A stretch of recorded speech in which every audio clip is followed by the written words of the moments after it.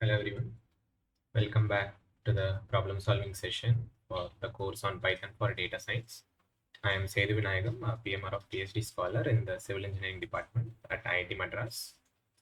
Okay, so let's continue from where we left off last week. So last week we were looking at how to get Python installed and the Spider IDE installed in your machine, and we looked at some basic aspects of programming in Python, right? So we looked at what are the different data types, the basic data types that are available, and what are the different operations that you can perform, right? So what are operands, what are operators, and what is the precedence of the different operators that are available, and how we can use these operators, values, and variables to create expressions in Python, right? So that's where we left last week, and this week, so we'll continue. And what we did here is we looked at how to install another IDE. So this IDE is called Jupyter Notebook, right? So it's quite different from the Spider IDE, right? So it helps, the Jupyter IDE helps organize your code and the output together, in one single document, right? So that's self-contained, right? So we saw how to install that, and following that we saw how to what are the different sequence data types that are available in Python, right? So last time we saw basic data types like integers, string, floating point numbers, and so on. And this time we were looking at sequence data types. Okay, and there are many sequence data types like strings, lists, sets, dictionaries, and so on, right? So we saw all these different data types, and also what are the different operations that we can perform using these data types.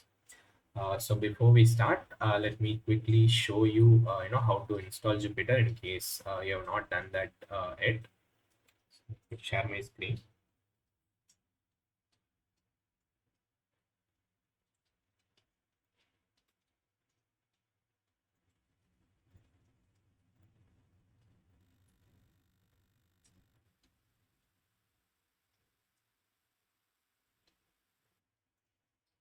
So once you have installed Python, so you can open your terminal window, and then you will be having access to a command called pip.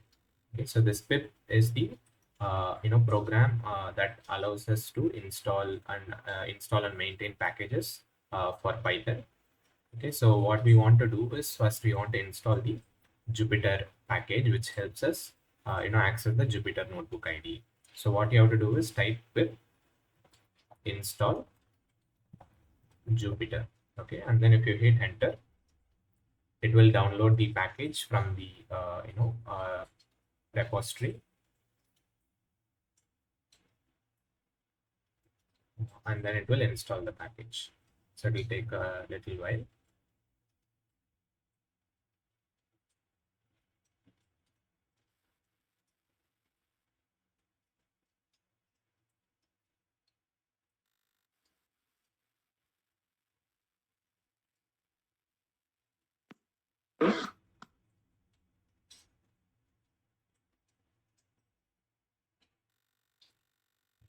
Okay, so while it's installing, has everyone installed Jupyter before?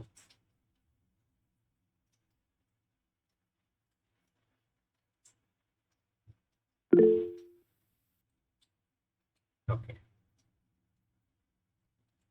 Yeah. So if you have installed, yeah, then no issues. Hello, sir. Yeah. Sir, actually, I have directly downloaded the Jupyter Notebook by Anaconda. So, is it okay or? Yeah, that's fine too. So it doesn't matter how you got it, as long as you have installed it, it's fine. So Anaconda, gives you a bundle of different IDEs. So Jupyter Notebook is one of the IDEs that comes with Anaconda. Spider also And comes sir, along with it. yeah, and sir, one more thing that means it's we can use any one of the, like we are using Jupyter, and also we can use Spider also, na sir? Yeah, sure. There's no issue with whatever IDE that you use. So whatever you're comfortable with, Yeah. you can continue with that.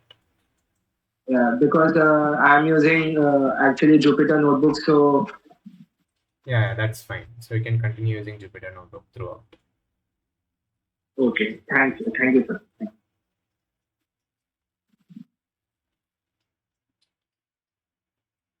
Yeah, so someone has asked to explain how to download it.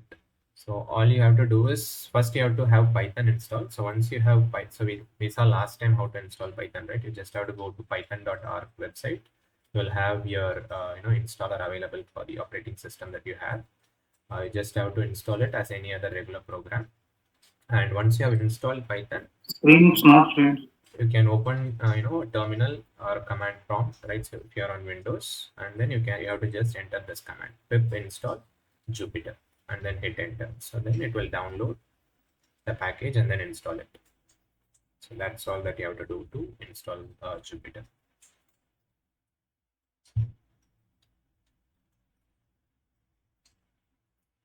So it has downloaded everything. It's just installing it now. It will take a couple of minutes and then we'll be ready.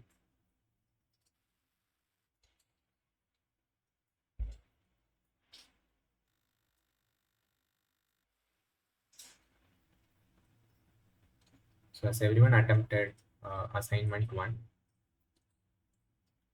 from week 1? Yes, sir. Okay. Attempted. Yeah. Good.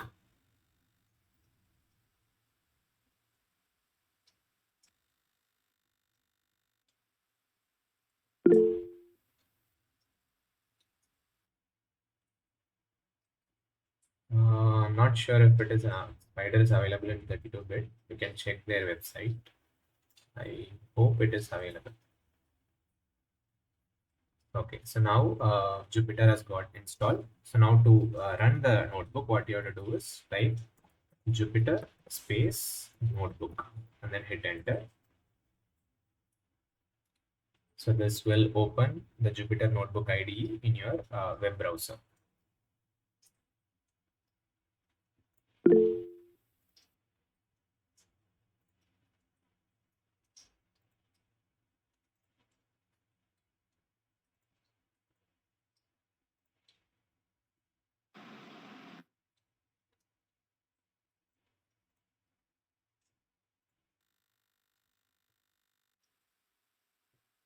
So this is how. So once you have entered Jupyter Notebook, so you'll get a screen like this. So this will be opening in your web browser.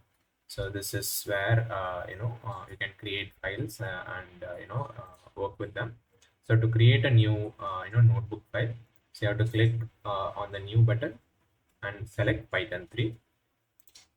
So this will give you a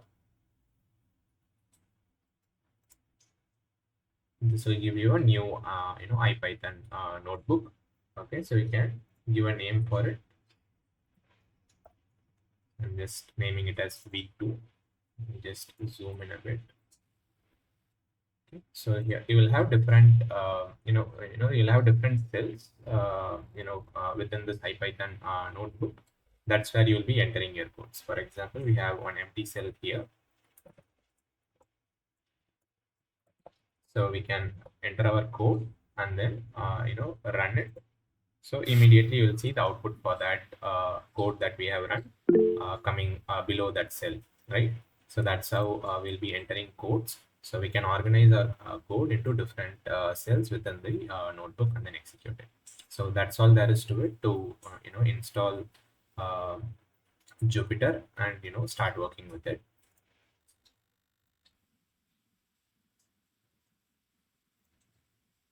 Yeah, so now let's look into the sequence data structures that we saw in week 2. Okay, so when we are talking about sequence data structures, what do we mean by it? Is sequence is nothing but a collection of different values, right? So earlier when we were looking at integers, floating point numbers, so we were looking at only a single value. For example, if we say a is equal to 5, so which means a contains only a single value, that is 5. But what if we want to store multiple values together in a single variable? So in that case we cannot use the basic data types like integer and float. We have to use this sequence data types. So the first sequence data type that we have is string. Okay, so I'm going to create a variable called text, and then how to create a string. So we have seen that. So we can use single or double quotes, or triple quotes as well. Usually we'll use single or double quotes. It doesn't matter which one you are using. It all is the same in Python.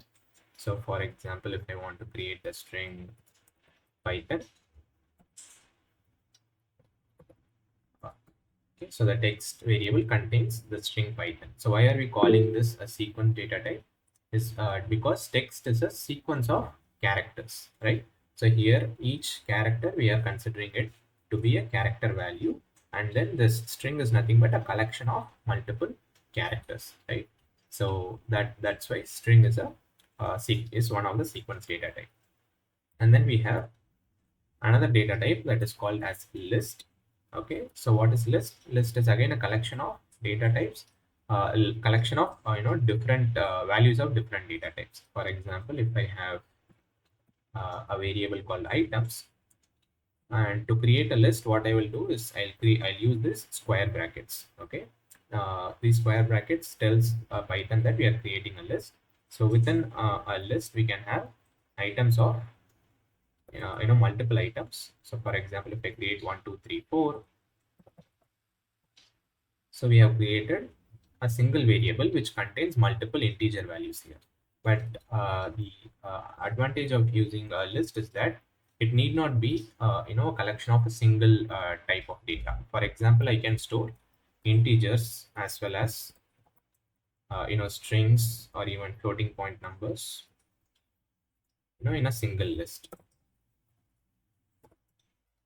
Okay, so this is also possible when you are using list data type. So how can you find the data type? So last week we saw, so you can use the type function, and then you just pass in the name of the variable, right? So that will tell you what is the type of the variable or the object that you're working with, right? So the type of the text variable that we created earlier, it is string. Okay, and then the third type of data is called tuple. Okay, so how do we create a tuple is we use the parenthesis. Okay, so we use these kind of brackets, which is called parenthesis. And again, similar to a list, we can also have multiple data types in a single tuple. Okay, so if lists and tuples can both contain multiple data types, so then what is the difference between a tuple and a list? So, so before we understand that, we need to learn about a concept called as mutability of the sequence data types. So each of the sequence data type can be either a mutable data type or an immutable data type. Okay, so mutable or immutable. Okay, so what do we mean by mutable or immutable? So mutable types allows to change the value within the sequence. So immutable does not allow to change the value, right? So once you have created the sequence value, whether you can change change a particular value within within that sequence or not, will tell you whether that type is a mutable type or not. Okay, so for example, we had the list of items, right? So which contains an integer, a string, and a floating point number. So this list is already created. Now if I try to change a particular value, so what we are doing here is called indexing. Okay, so we'll look at it. So if I am accessing the value at index 1 and then make it something else. So now what has happened here? Earlier it was 1 comma a string Python comma 2.5, and now what we have done is we have replaced the Python string with an integer value 1 5, and then 2.5 is the set of items that are now present in the items list, right? So which means that we are able to change the value within that list once we have created it. So which means that list is a mutable data type, but we cannot do this for a tuple. So if we do the same thing for a tuple, so what will happen is there will be an error saying that tuple does not support item assignment. So this is because tuple is a immutable data type. Okay. So every type of sequence data can be classified as mutable or immutable. And the string data type that we have seen earlier is also an immutable data type. Okay, so we had the text variable, right? So if I said if I wanted to change a particular character, because text is a string is a collection of characters. So if I say I want to replace the first character, instead of capital P, say I wanted small p. If I try to do that, again I get the same error because string is also an immutable data type. So we cannot change any particular value in that sequence once we have created that variable. Okay, so then so what we have seen is we have seen other types of sequences. So those are dictionaries, sets, and range. So what is a dictionary? A dictionary is basically let's say is basically a pair of values that you can store. So these are called key value pairs. For example, I'm creating a dictionary. For creating dictionaries, we use the curly braces. Okay, so square brackets for list, parenthesis for tuples, and curly braces for dictionaries. So the key could be any hashable type of data, right? So which means all the immutable sequence data can also be used as keys. For example, let us say red. I'm going to keep the keys to be color names, and then the values to be a list of fruit names that that are in that color. So apple, say cherry, let me say orange, and say papaya.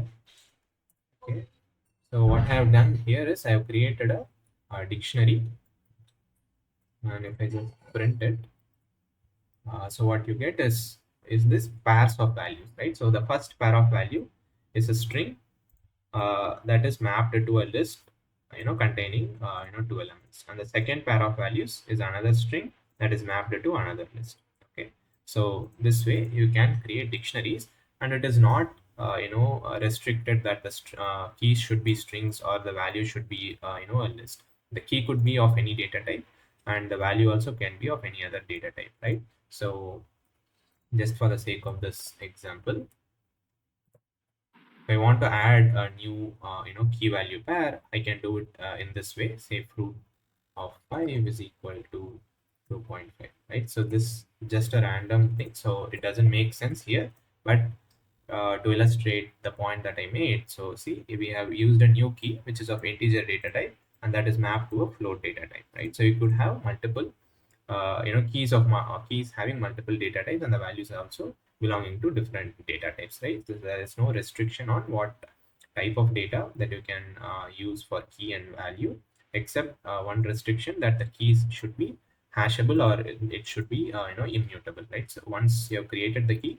you should not be able to change it, right? So the strings is an immutable data type, so we can use it. Integers are also immutable, so we can use it, right? But we cannot use a list as a key because list is a mutable data type. So that's the only restriction that we have. And then we also saw about sets, right? So to create a set is nothing but a unique collection of items. So when we are creating lists, so there is no restriction again on whether the same whether duplicates can be present or not. So for example, if I create a list like this 1 1 2, so this is perfectly valid. So even though 1 is repeated 2 times, it doesn't matter, right? So Python will distinguish these two ones based on the position that they are within the list, right? So this is perfectly valid. But if we didn't want duplicate items to be present in our collection, right? So we want to only keep unique items. So in that case, what we will use is the set data type. So to create the set data type, again, we can use the curly braces, right?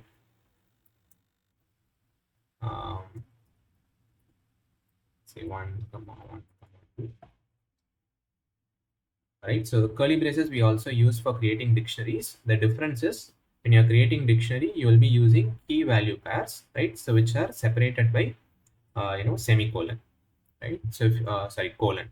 So if you use a colon, so then Python knows that you are creating a dictionary, right? So whatever is before the colon, that is the key, and whatever is after the colon, that is the value, and then the set for the second set of value, you'll use a comma, right? Whereas for a set, there is no colon, right? So you give the first value, comma, the second value, the third value, and so on, right? So in this case, if we see, so the duplicate one has been dropped, and all you have is the unique values, which are only 1 and 2, right? So that's the importance or the use case, for creating or working with sets in Python. So the other way of creating sequence of integers specifically is to use the range function, right? So the range function is a built-in function in Python.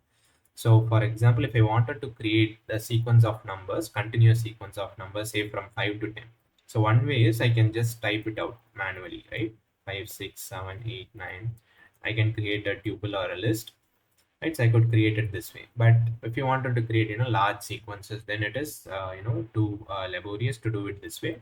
So a more efficient way of doing that is to use the range function. So in range function, we'll accept 3 parameters maximum. Okay, so you can give what is the number that you want to start the sequence with. So we want to start with 5, and what is the number with which you want to end the sequence, or the last uh, the the upper bound of the sequence. For example, if I give 11, so it will go only till 10. So this, it will create the set of numbers from 5 to 11, but not including 11. Okay, so the stop value will be should be greater than the number that you want. Okay, so that's why I am giving 11 here. And if we print this directly, what you will get is a range object tag, right? So you will not get a sequence that you have seen above. So in order to do that, so you'll have to convert that explicitly into a list or a tuple. So for that, we can use the list function. So if you the range object, if you pass it to the list function, so then you will get the same list of sequence that we created manually earlier, right? And so range has, I said there are 3 parameters that it can take, right? So the third parameter for range is nothing but the step size. So what we have observed earlier is each number in the sequence, right, is differing by 1, right? So it is incrementing by 1. From 5 we added 1 to get 6, from 6 we added 1 to get 7. So that is the default behavior if we do not tell the step size to the range function. Suppose we wanted to skip one number, so in that case we can give a step size of 2. So let's see what happens here. So 5, 11, 2 is now only giving us 5, 7, and 9. So what is happening here? So it is starting with the number 5, right? So then for creating the next number, it is adding the step size, right? So 5 plus 2 gives us 7. Then for the next number, 7 plus 2 gives us 9.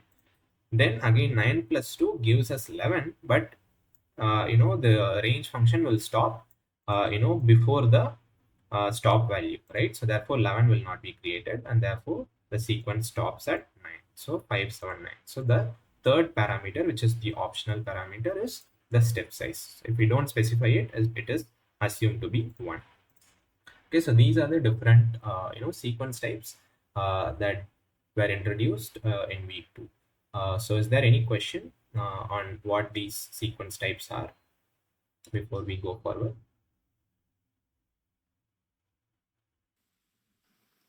Hello, sir. Yeah. Yeah, can you hear me? Yes. Yeah. Can you explain me about the tuple again? Okay.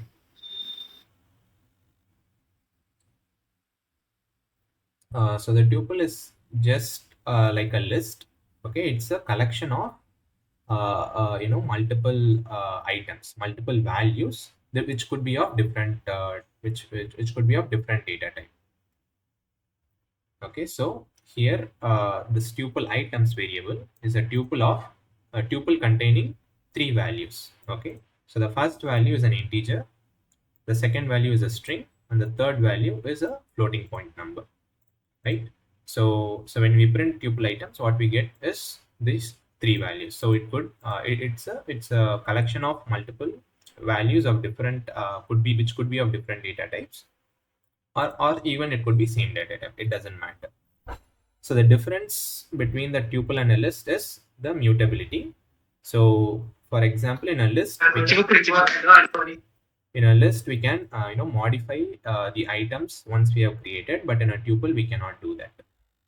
For example, if we had created these 3 values as a list like here, so in that case what we can do is we can change individual items at a later point in time. For example, if I say items of 1 equal to 5, so what that does is it replaces the item at the index 1, which is the string Python, with the value 5, right? So this is possible in list, but it is not possible in tuple. For example, if we attempt the same thing in tuple, we will be getting an error. So tuple items of 1, so which refers to the Python string in the tuple, but we cannot change it because tuples are immutable, right? So once we have created the tuple, we cannot make changes to it. So that's the difference. Is that clear? Yeah, sir. And one more question. Yeah. What's the difference between list and the set, sir? Okay, the difference between list and the set is a list can contain duplicate items, and also the elements within the list are ordered. For example, if I created a list, say 1, 1, 2, then the list will always contain the elements in the same order in which I created. For example, 1 will be at position 0 or index 0, the second one will be at index 1, and 2 will be at index 2.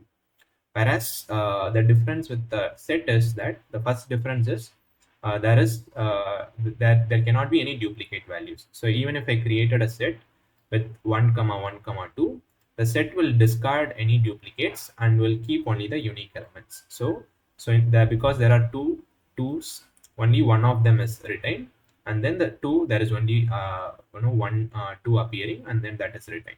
So this is the first difference. Only unique values are allowed in set. And the second difference is these items are not ordered. So this ordering is not guaranteed. So you cannot assume that because I created 1 and 2, the set will always contain 1 first, then 2. You cannot assume that because this ordering is not guaranteed. You can only assume that there will be unique values, and then but they cannot be in the given order. So that is the two difference between a list and a set. One is the ordering, second is the uniqueness of the values that it contains. Is that clear? Okay, sir. Thank you, sir. Yeah. Any other questions? Sir? Yeah. Yes, as you said before that string is immutable. So, sir, I have you just gave us one example, that Python one. So that p should be I think so smaller. Yeah. Yeah. So, sir, can we do that by uppercase and lowercase? Yes. So you can do that. So for example, say we have text here, which is a string Python with a capital P. Now what happens is, so what you are saying is, if we say text say dot lower, so this is one of the built-in methods for strings. So this will give us a string where the first P is replaced with a small p, right? So but what is the difference? So I said that strings are immutable, but here the string has changed from a capital P to a small p. So what has happened here is actually Python has created a new string, right? So this text by this older string Python is still there in memory. What Python has done is it has created a copy of this string where it has changed the capital P with a small p, right? So this is a string that is still existing in memory, and this is a new string that is created. So the original string is not altered. a new copy has been created. So how can we see that? So there is this function called id, okay, which will tell you what is the unique a reference of the variables that we have, variables and objects. So if I put id of text, so this gives me this some random looking number, right? So this is a reference, unique reference to that text string that we have. And when we put text dot lower and pass it to this id, so we are getting a different id. So this tells us that the original string that we had and the string that we are getting once we call the lower function on the text are different strings, right? So we are not modifying the original string, but we are creating a new string with all the characters in lowercase, right? So that's why, because the strings are immutable, so the original string cannot be changed. So therefore a new string is created with what we wanted. Thank you, sir. Yeah. So am I audible? Yeah. Sir, like in dictionary, we can save list as well as like a value. Mhm. So can we save tuple also in dictionary as a Yeah. value? Yes, you can do that. So for example, Sir, but tuple is immutable, na? yeah, tuples are immutable. Cannot change. No. So you're not changing. So when you're adding a tuple to a dictionary, so you're not changing the tuple. So you are just adding it to the dictionary, right? So you are telling the dictionary, keep this tuple as a value in your collection. So that does not mean that we are changing the tuple. We are just placing it in a different position. Okay, so this is applying also like string also, no? Yeah. So as you can see here, we have added strings earlier. I have not added it as a value, but you could do that. So for example, if you want to add a tuple, so I'm creating a new key called a string called tuple, and to this I can assign a tuple. Say,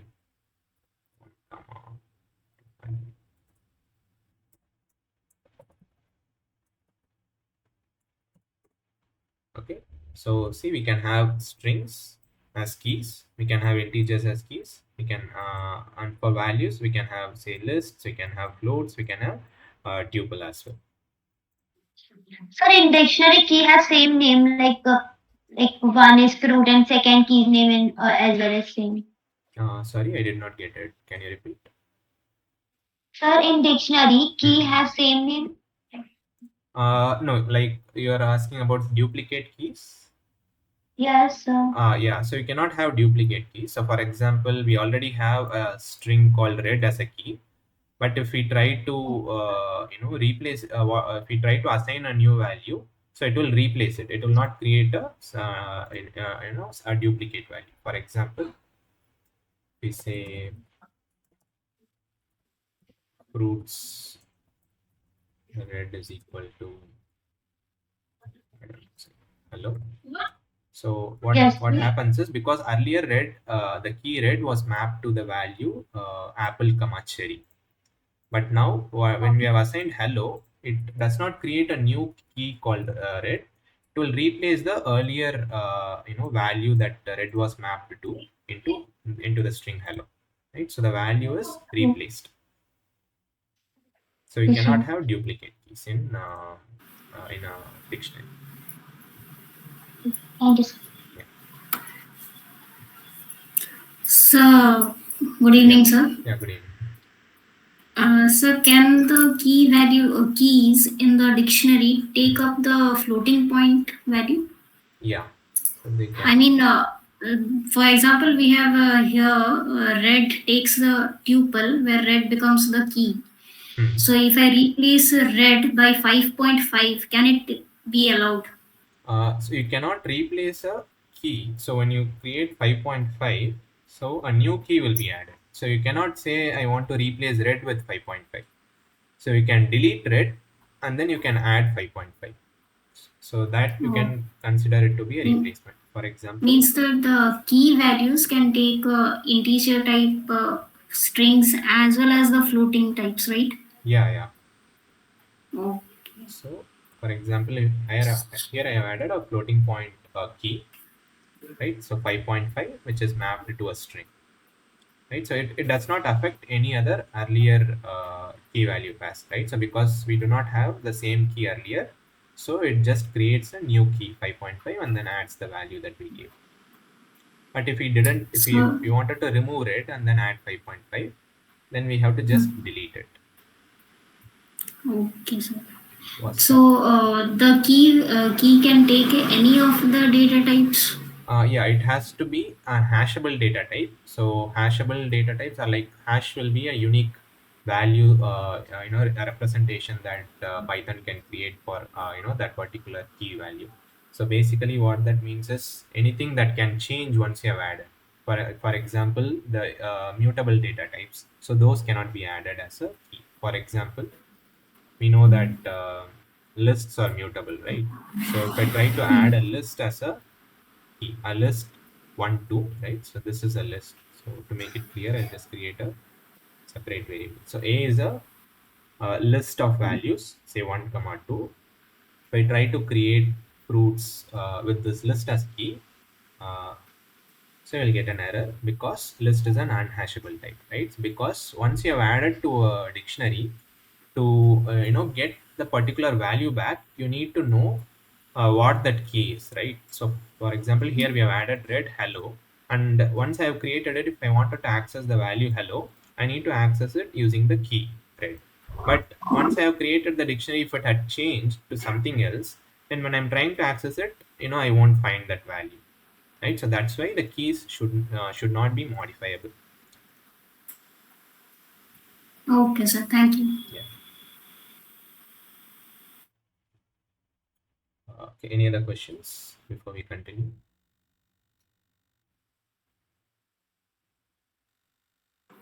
So audible, sir? Yeah.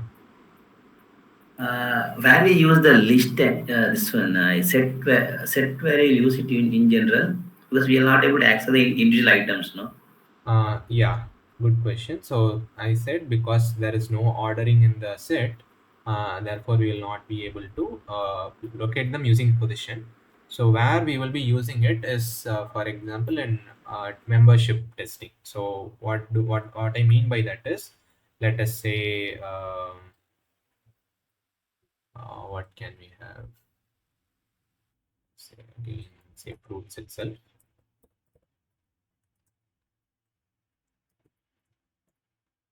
Or let us say shopping list.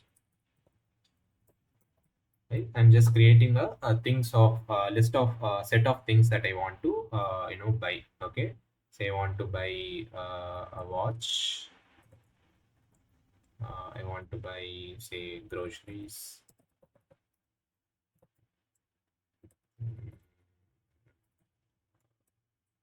Some utensils. Okay, so here I have created a list of items. Okay, here because I do not want any duplicates. So if I wanted to if I wanted to add more things, right, I do not want to add it to the list if it is already there. Okay, so suppose I wanted to to add I want to also buy some clothes. Okay, so I want to buy clothes. I want to add this to the shopping list, but I want to know if it is already there. I do not want to add it, but if it is not there, then I will add it. Okay, so in that case, what we can do is we can use the membership operator. The in is called the membership operator, and then we can do this. So this will tell us whether this value that we are that we have asked is already present in the set or not. Okay, so because now the shopping list is not containing the clothes value, it is giving us false, and therefore we can go ahead and add it. If clothes not in shopping list, then I can say shopping list dot add of clothes. Okay, so in this case, because clothes was not in the shopping list, so I have added it. So this is one of the use cases. So where you have some collections and you want to know whether you have already and you when you encounter a new value and you want to know whether this value was already encountered or not, so then you can use the set as an efficient way of finding that out.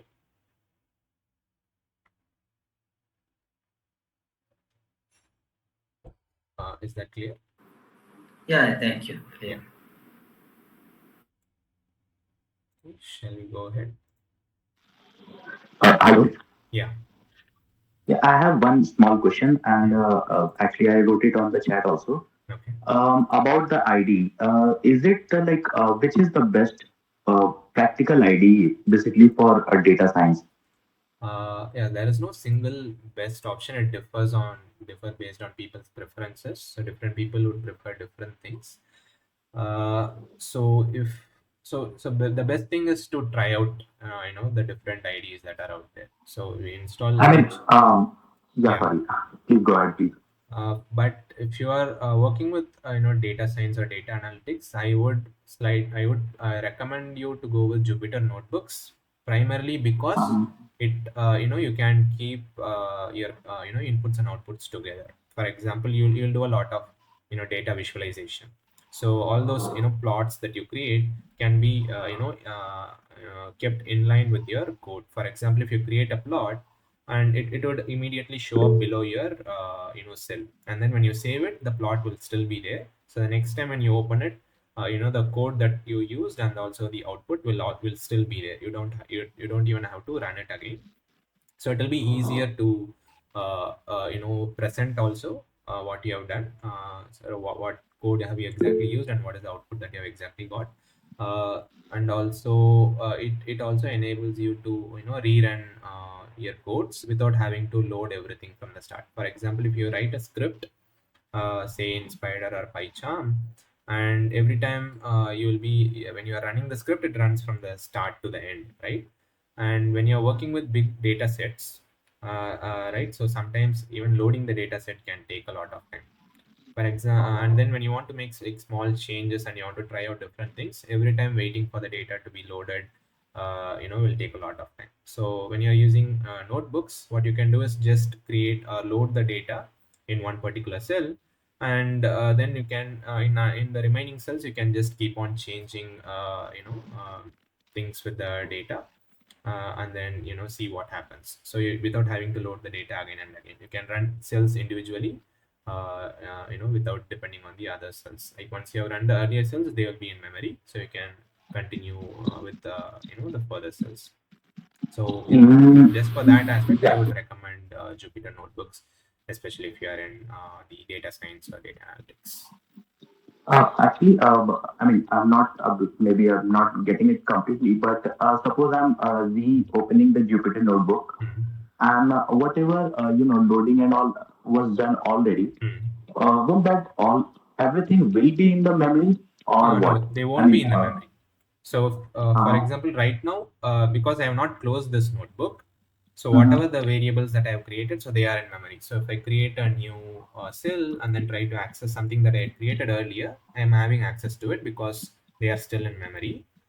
But if I just close this notebook, right? Say I create close and shut down notebook, this option is there. If I close it and then I try to open this notebook again, so then whatever variables that were created, so those would have been removed from the memory. It will be like a fresh instance that you're opening. But all the outputs that you had, those will still be there. The code and the output will still be there. So you will have this items and then 152.5. So this will be there.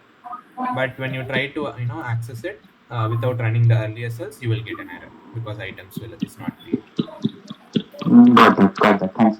Yeah.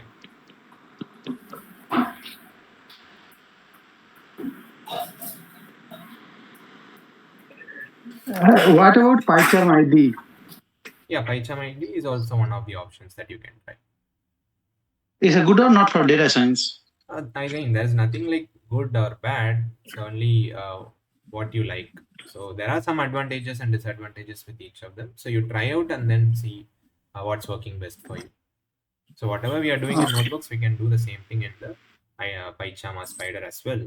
So you just try all of them and then see what you like and what you don't like. Okay. In particularly, sir, I had one doubt. Right now, you just updated the clothes in shopping list, right? Yeah. And it updated in the in the 0th index. I'm going to say, right? Sorry. So in dictionary, at the 0th index, it updated, right? Clothes, right? Yeah. Again, because this is a set, shopping list is a set. There is no concept of indices because there is no ordering for the elements within the set. So it just adds it somewhere. We cannot say this is the 0th index. We can. So can I add basis on the index? So can I add on the basis on the index part, like clothes after watch or utensils or anything? That you cannot do I mean to say in this list only. I'm saying. Yeah, in the set you cannot do that. You cannot say clothes has to come after watch because there is no guarantee of ordering within it. So it's just for containing a unique collection of items, but not in any particular order. So if you want the order, then you have to go for a list or a tuple. Okay. Means this is unordered, right? Yeah, particularly set is unordered. Yeah, right? Set is unordered. Okay. Yeah. Thank you. Yeah. Okay, so I think we can move forward. So then we have looked at the concept of indexing, right? So indexing is basically referring to a particular element within these sequence data types. So this items is a items variable is a list, okay, containing 3 values. And what index means is it refers to a position of the values within that particular sequence. For example, the first element will always be at the index 0. Okay, so this value 1 is at the index 0, the value 5 is at index 1, and the value 2.5 is at index 2. Okay, because indexing is always 0 based in Python, which means the first position is the index 0, and then it increments as we go towards the right. So if I wanted to access a particular element, so I have to refer to it by its index. So and to refer to a particular index, we have to use the subscripting operator, so which is again a square bracket, right? So if we use square bracket individually, it means we are creating a list. But if we are using the square brackets next to a variable value, it means that we are using the subscript operator or the indexing operator. Okay, and within this we can give a single index. For example, if I give items of 1, then it is giving me the value that is contained in that particular index. Okay, so at index 1 we have the value 5, right? So because index 0 is 1, index 1 is 5, and index 2 is 2.5. So when I'm accessing index 1, it is giving the value that is contained in that particular index. But if I want to take multiple values at a time, so in that case what we use is called slicing. Okay, slicing is getting a subset of the collection that we have. For example, if I wanted both the items in the index 0 as well as in the index 1, so what I can do is use the slicing operator, right? So the slicing operator is nothing but a colon, right? So, and then you can give a value before the colon and the value after the colon. So the value you give before the colon is the index from which you want to start, and the value you give after the colon is the index before which you want to stop, right? So if I say 0:2, it means that I'm getting items 0 and items 1, right? So I will not get items 2 because the slicing will stop before the index that you have specified for the stop value. Okay, so if I run this, what I will get is another list which is only containing the values from 0 up to 2, but not including 2. So the index 0 and the index 1 are obtained, so which is only 1 and 5. Okay, and again these values are optional for the slicing operator. So for example, if I didn't give anything, if I just mentioned only a semicolon, then what I will get is the entire list back, because the default value for the start is 0, and the default value for the stop value is the length of the list. For example, the length of this list is 3 because there are 3 items, right? So it will take the values at index 0, index 1, and index 2, right? So that is all the items that is in the list. So this is the default value if you don't give anything. and it's and then we can partially also omit. So if I say items nothing, then colon, and then say okay 2. So in this case, what happens? Again, I get back 1 and 5 because the default value for the start index is taken, which is the starting value 0. Similarly, I can omit, say the ending value. So if I say items 1 colon, right? So I'm omitting the ending one. So if I omit the ending one, it will take the length of the list, right, to be the ending value. So the length of the list is nothing but 3, right? So starting from index 1, take all the values up to index 3, but do not include index 3. So index 1 and index 2 is what we will be getting. So index 1 has the value 5 and index 2 has the value 2.5. So that's what I'm getting. So I can omit these. So similar to the range function where we had start, stop, and a step value. Similarly, in the slicing also we can give an optional third value. So for example, if I said 0 colon 3 colon 2. So, okay, so what's happening here is, so the first value is the starting value, which is starting at index 0. The second value is the ending value, which will not be included in the slice. The third value is the step size again. Okay, so if by default the step size is 1, right, so which means from starting from 0 you will keep taking one element of the other. But if I say 2, it means that we are going to skip one element and then take the second element. So for example, it will start taking the index 0, then it will add 2 to 0, and then it will take the second element at index 2, then it will again add 2, and then you will get 4. But because 4 is greater than or equal to 3, so it will not try to access it, and only you will get the elements in position 0 and 2, right? So element in index 0 is 1, and then we have skipped 1, and then element in index 2 is 2.5. So that's what you have got as the output.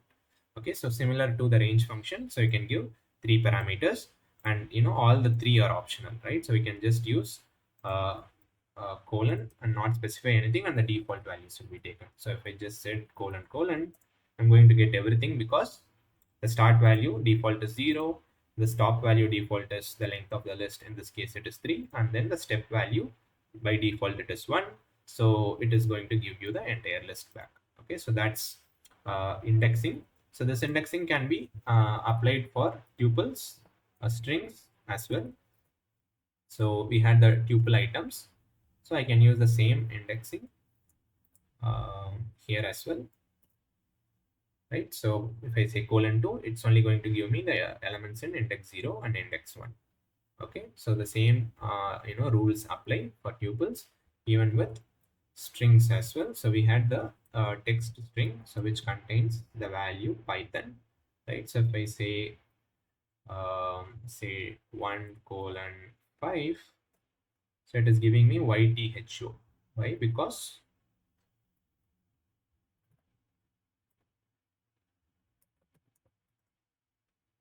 right, so I'm saying that start from index 1. So index 0 contains capital P, so index 1 is Y. Okay, and then index 2 is T, then index 3, index 4, and then index 5 is the value N, right? So the last, the stop index will not be included, right? So therefore N is not included. So YTHO. So that's the output that we have got. Okay, so this indexing can be done. And for indexing for dictionaries is by the keys, right? So for indexing the dictionaries, we have to use the one of the keys that are present within the dictionary, right? So for example, we had red, so we get the corresponding value back, right? So that's how we index the dictionaries, use the key that is present. So what happens when we are trying to access something in the dictionary that is not already there? For example, I think we don't have the key blue. So what will happen is when you try to access a key that is not present, you will get a key error. Okay, because blue key is not there, so Python will give you an error. So how can we deal with this? Is, for example, you can use the get function. So get is a built-in function for dictionaries. So the name of the dictionary, then dot get, and then you can give the key value, So in this case, what happens is you have not got anything back, because it's by default it gives you the none data type as the output. So if you print it, you will see it is printing as none, right? So because blue is not there, the get function will by default give none as the output. But if it is there, the get will still give you the same result as earlier. So it is giving you hello as the output. And one thing that you can do with the get function is, if something is not there, you can specify what should be returned. For example, for keys that are not there, I wanted to return me a string not there, right? So in this case, because blue is not there in the dictionary, so it is going to give me not there as the output. But if the key is there, for example, I think we had the key 5 added, right? So if the key is there, it is going to give me the value that is corresponding to it. It will not give me not there, because key is already there, 5 is already there. It is going to give me the corresponding value. Yeah, anything? In Python, we used iterative statements. What do you mean by iterative statement? Looping statements. Yeah, looping statements, you can do it. So you have for loops, while loops, just like in the other languages. So I think they are not introduced yet, so I'm not going to discuss about it. So for example, if you want to say for I in a list 1, 2, 3, then print I, it is going to print each of the values in the list. It is going to loop through those elements. Okay, you can do that. So looping statements are available. Thank you, sir. Yeah. Okay, so that's with respect to the dictionaries, how you can deal with keys that are not there. Okay, instead of getting an error, you can do this. And then based on the default value, you can decide what you want to do further. And the thing with lists, tuples and strings. So we saw, as long as we give an index, that is present in the list, we will be getting the item that or the value that is within the list. So here we have 3 indices, 0, 1, and 2. But what if we give an index that is not present in the list? So items of 3 will give me an error that the list index is out of range, because the list is containing only 3 values, which means the index will be from 0 to 2, right? So if I give any index that is not there, like a larger value, it will give me an error, right? So we need to make sure that before passing in the index, we can check that it is lower than the length of the list. Okay, we can do that. And the another concept with respect to indexing for lists, strings, and tuples is the concept of negative indices. For example, I can do this. I can give a negative value for an index. So what does a negative value mean? So we know the list indices start from 0 and then keep incrementing. So a negative index means we are going to start the indexing from the end of the list instead of from the starting of the list. So the last item in the list is given the index of -1, right? So because similar to how the first element will always have the index 0, the last element will always have the index -1. And then as we go towards the front of the list, the indices will keep decreasing. So the last element will be -1, the second last will be -2, the third last will be -3, and so on. Okay, so if I say -1, so it will be giving me the last value. So to access elements from the end of the list, we can use the negative index. If I want the first element, I can also say -3, because the first element in the list is the third from the the reverse, right? So -1, -2, and then -3. So that's why in items of -3 is 1. So similar to how we got errors from the forward direction. So in the reverse also, if we go out of the range, say -4 is not there, right? So because only 3 items are there, -4 is not there, so it will give me a list index out of range. Okay, so that's how you can use indexing with these sequence data types. Okay, any questions with respect to indexing? No, sir. Okay. So what is the difference? What is the difference between a find function and a indexing? Okay, so find function will give you, for example, in a string,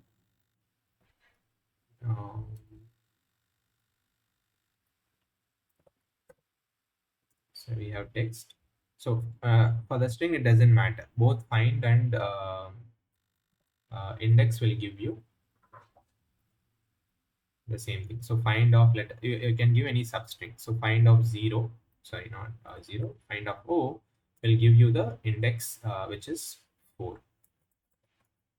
It's because O is in the 4th index, right? So 0, 1, 2, 3, and 4. So index will also give you that.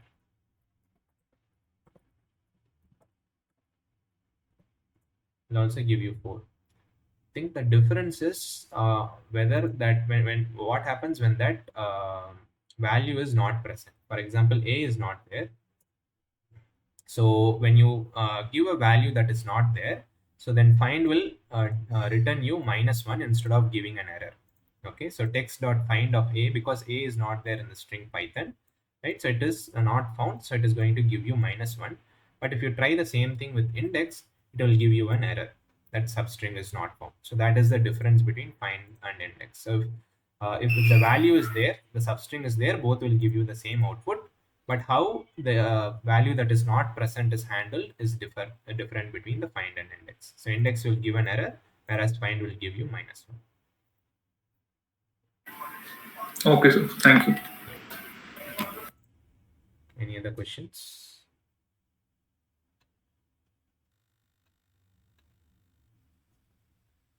Hello, sir. Yeah. Sir, here in place of text file, if you put small p instead of capital P, will it give the correct answer or is it case sensitive? It is case sensitive.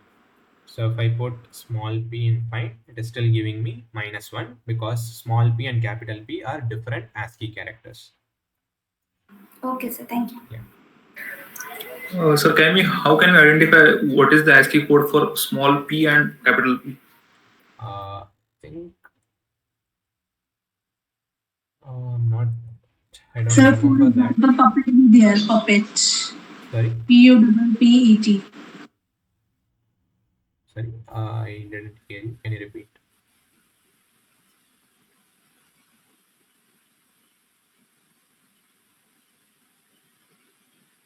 Okay, I don't remember. There is a way to get the ASCII code.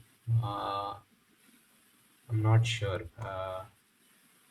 Maybe in the ASCII library, there may be a function or the string library. I'll find out and then let you know.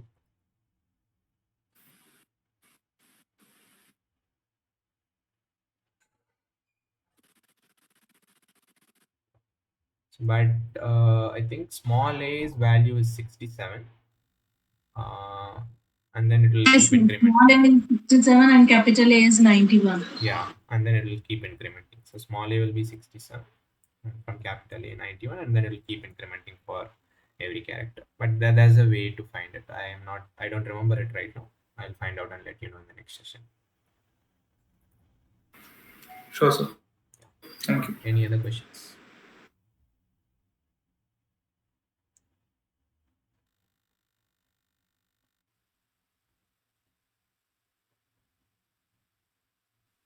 Okay, so then we'll move forward.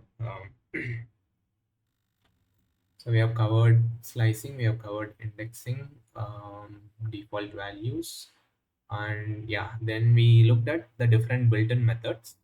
Okay, so there are plenty of methods available for each of these data types.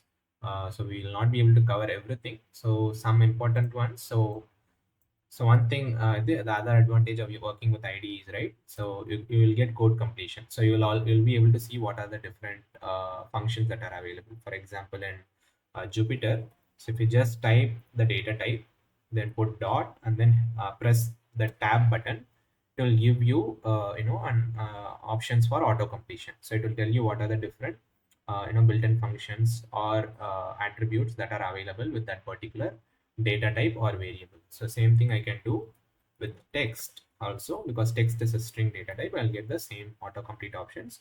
So these are the different built-in functions that are available with the string data type. And you can also, if you try to open it and then hit shift plus tab, it will give you a small help also, like what the function does, what kind of inputs that it will take in and what output it will give you. So that is also a useful feature that you can use. Okay, for code completion, it is tab, right? After putting the dot, you press tab. And for the help string, so once you have the function, just open put an open parenthesis and hit shift plus tab, and then you will get this help. Okay, so some of these functions we'll look at it. So for strings, we have the capitalize function. So that will just give you the capitalized version. So only the first string will be capitalized, and the rest of the strings will be rest of the characters will be in lowercase. For example, if I had something like Jupyter.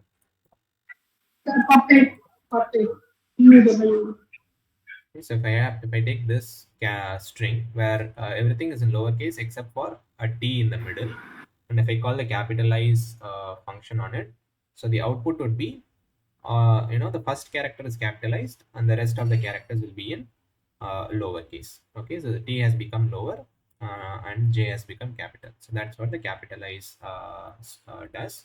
And there are other functions. So some of the most common ones that you'll use is to convert the cases. So lowercase dot lower will give you all the characters in lowercase.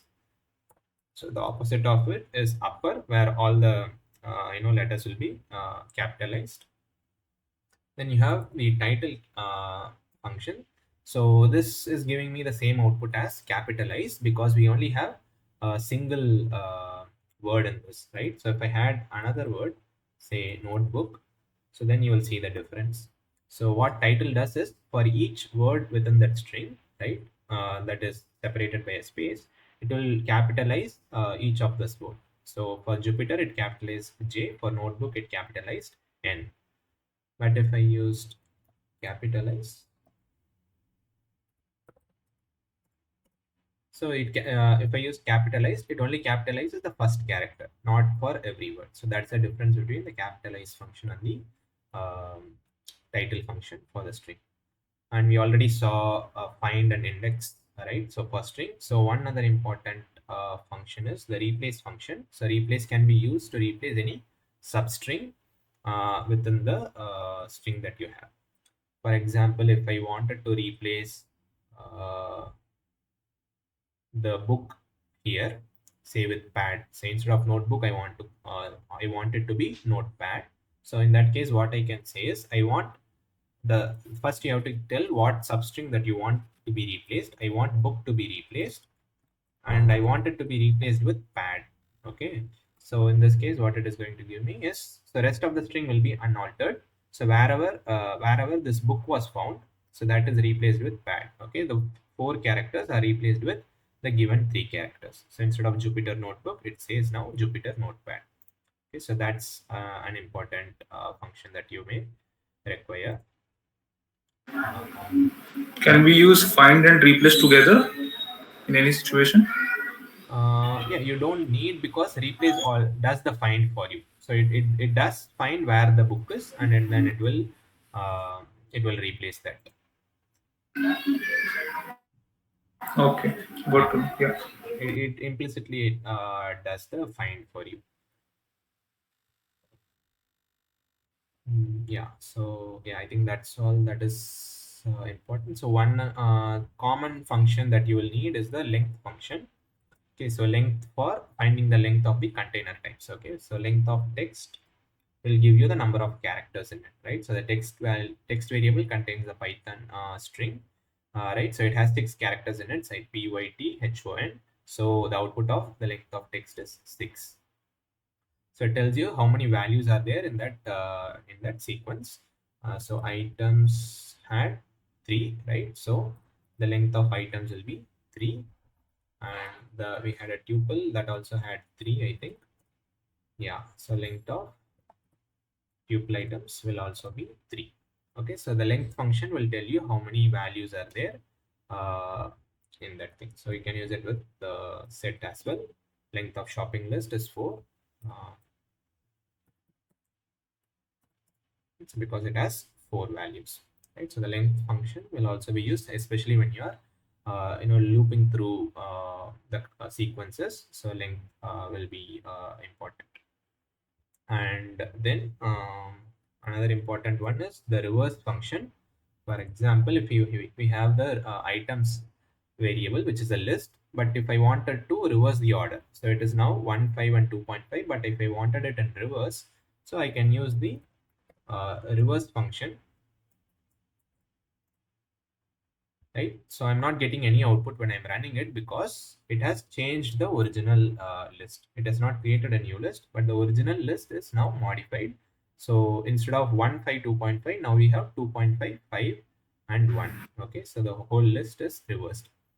But if I didn't want the original list to be changed, but I wanted a copy of the original copy of the list to be reversed. For example, now items is 2.551, but I want 152.5, but items should not be changed. I want a new one, say new items.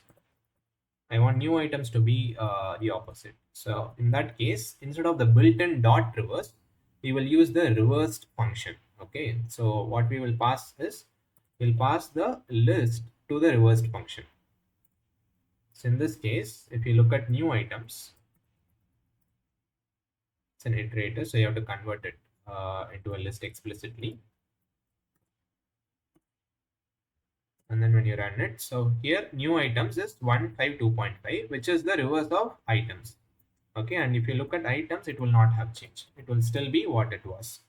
Okay, so because reversed will give you a copy of the original list, which is in reverse order, instead of changing what the original list was. Whereas if you use dot reverse, it will change that list itself instead of creating a copy. Okay, so that difference you should keep in mind. Depending on what you want to achieve, you should pick the one that you want. Okay, so dot reverse will change it in place, whereas reversed will give you a copy.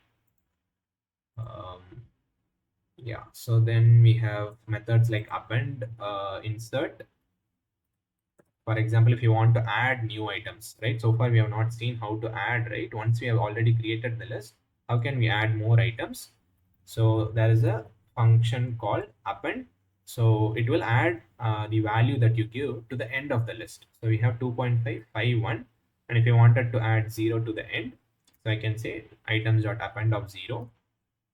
And then if I look into the items list, I will see that the value that I gave is now added to the end of the list, right? So the end of the list is extended. So then we also have insert. Okay, so append will always add it to the end of the list. But if I wanted to add something to somewhere else in the middle of the list, so then I can use the insert method. So the insert method will take two values. So the first value is the index at which you want the new value to be inserted, and the second parameter is the value that you want to insert. For example, if I wanted to add the value 3 between 1 and 5, okay, then I need to specify that index that I want.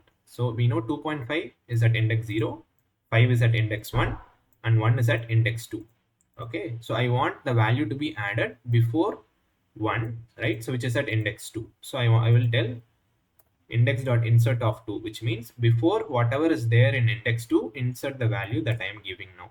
So before index 2, right, whatever is there in index 2, add the value 3, right? So that's what this means. And then if I look at items now, you'll see that 3 is added before 1, right? So now 0th index contains 2.5, first index 5, and the second index, earlier it was 1, but now it is 3, right? So the value that you give will be added in the index that you have specified. Okay, so that's the difference between the append method and the insert method. And there is also one more method called extend for lists.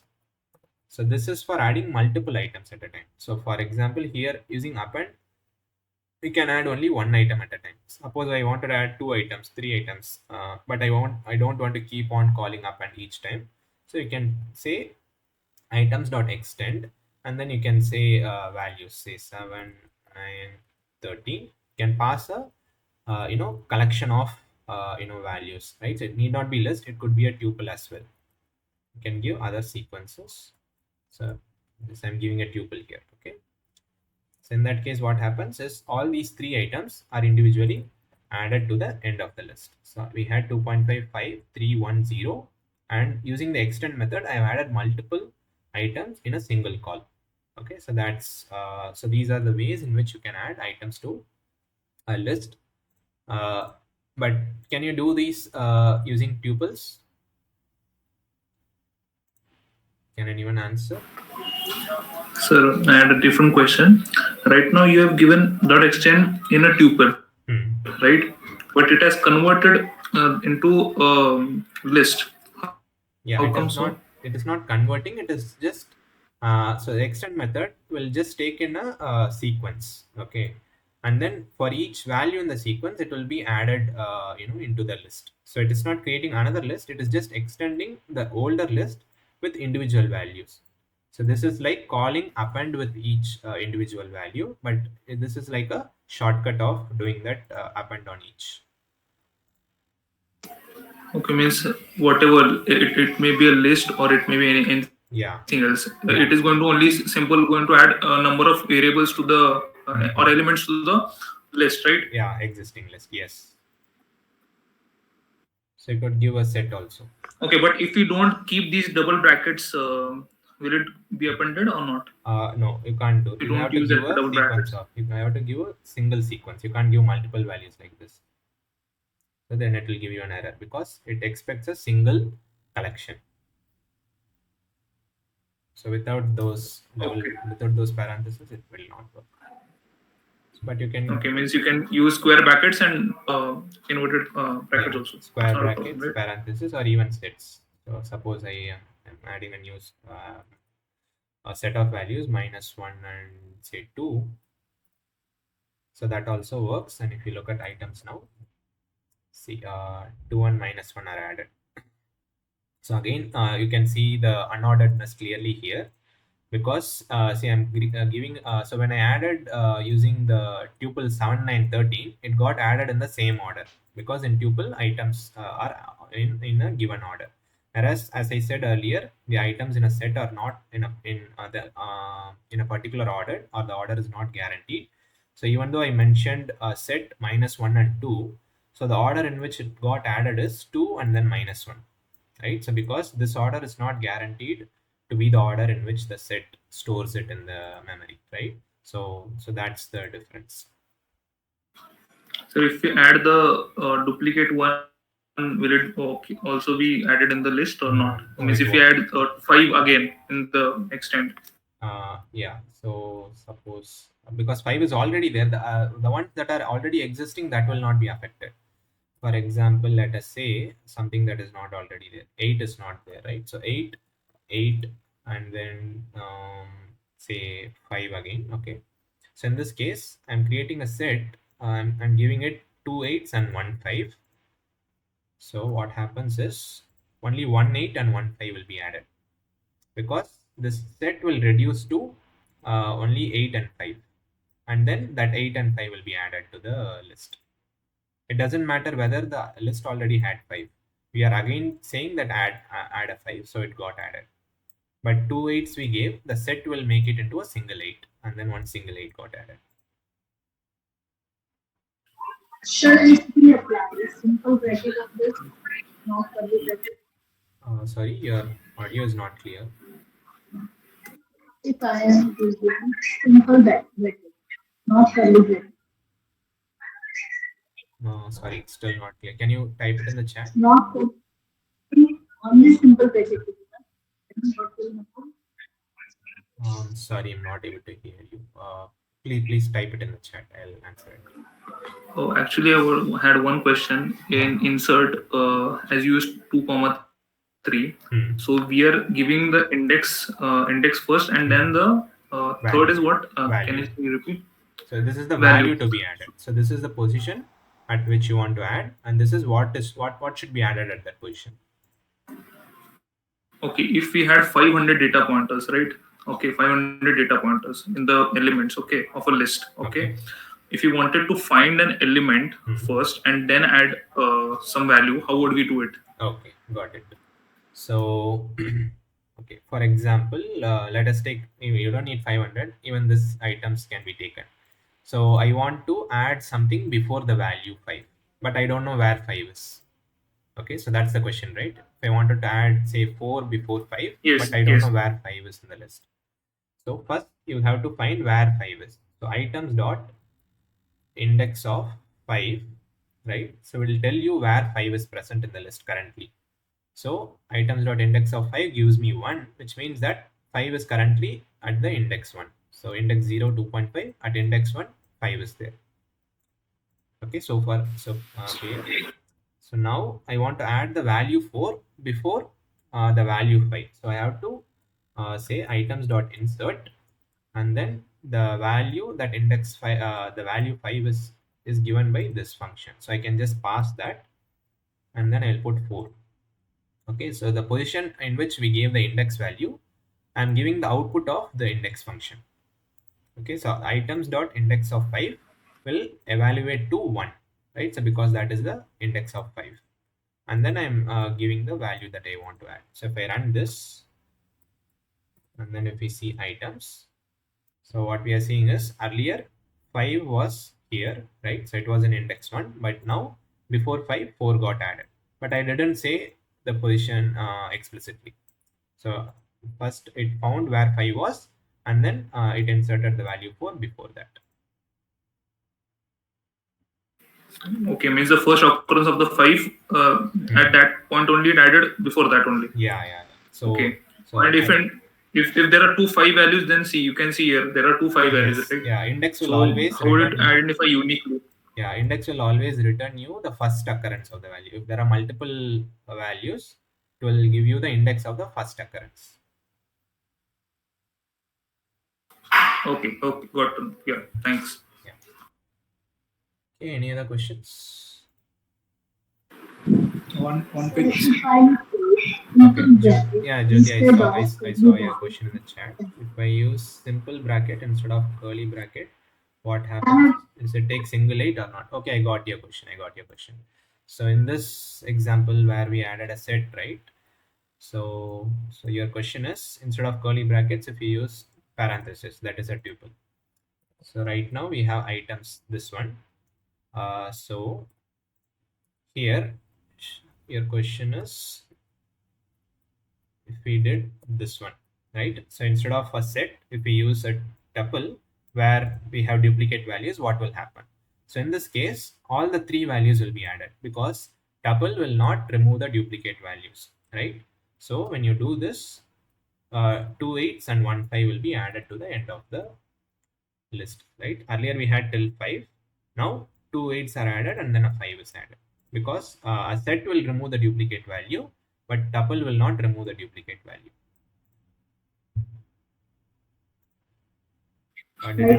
Sir, how to add a list of items? Starting of the list or center of the list? Sorry, can you repeat? Sir, I sent in the chat, sir. Okay. Okay, how to insert multiple items to starting or middle of the list. So in this case, we do not have a function like extend, which will do that. So you'll have to use, the looping method. So for example, if I want to add something to the start, multiple things to the start, I'll have to use loop like this for value in, say, A, B, C.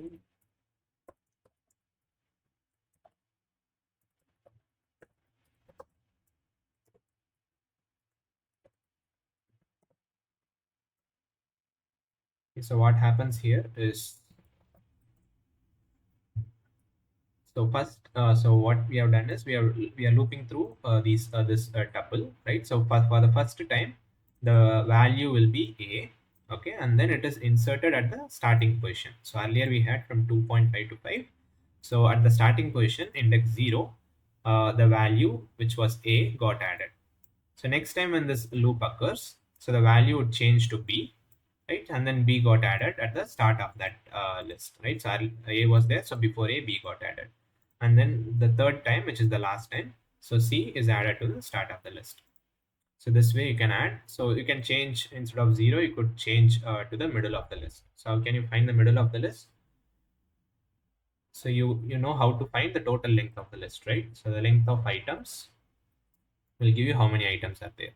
And to find the middle, what can you do? If you divide by 2, right? So I'm using floor division here, right? So because if it is an odd number, you will get a floating point, right? So I do not want that. So I'm using the floor division, and then that will give me what is the middle of the list. So using that, you can add to the middle of the list using the same way.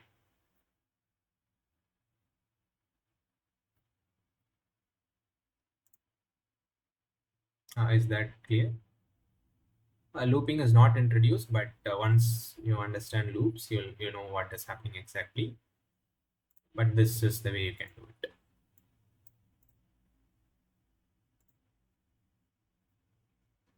it. Sir, yeah. Go ahead. Is it audible? Yeah. I hope you are sharing this notebook, am I right? Yeah, I'll share this notebook. Okay, thank you. Sir? Yeah. In line 89, there is one string, right? That Jupyter notebooks 89.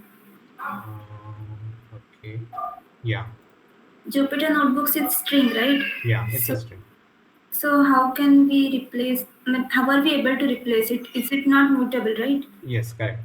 So what are we doing here is we are not replacing this string. We are creating a copy of it, and then that copy is only changed.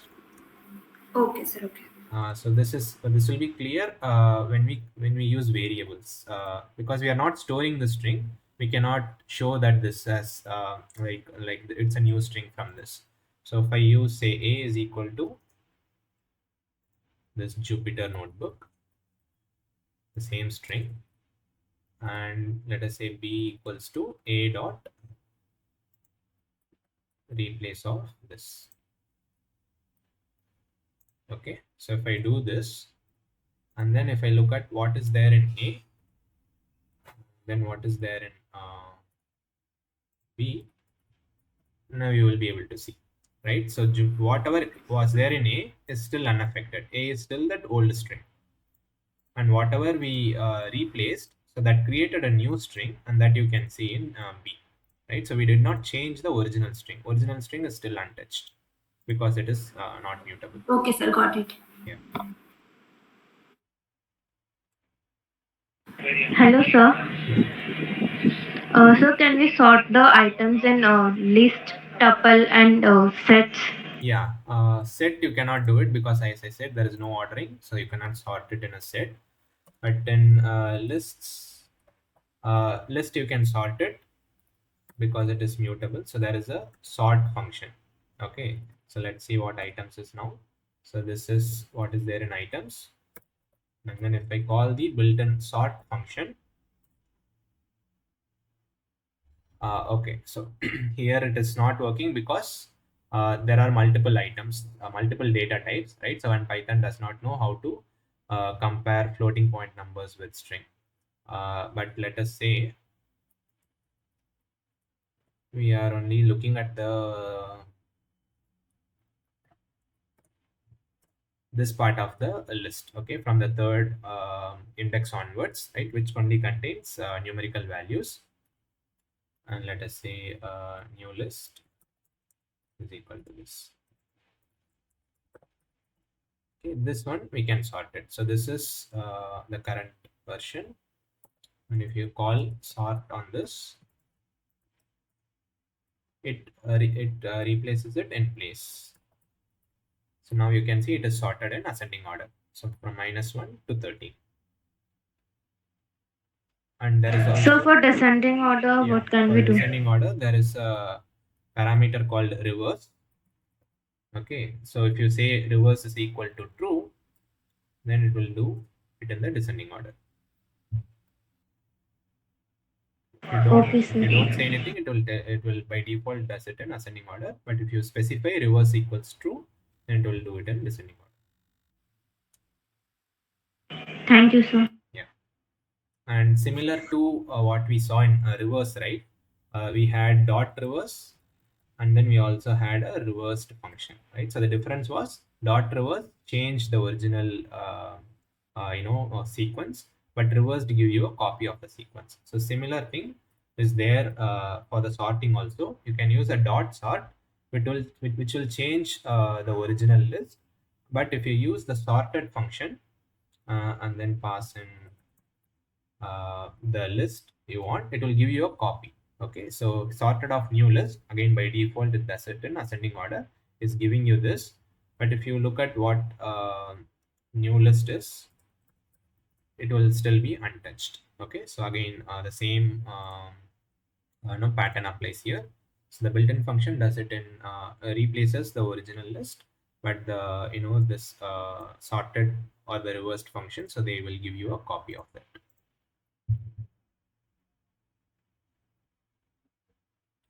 Okay. One more thing. Yeah. In Jupyter, whenever you're typing that function call, if the values are returned, then I can tell you, I can interpret it as like a copy is coming back.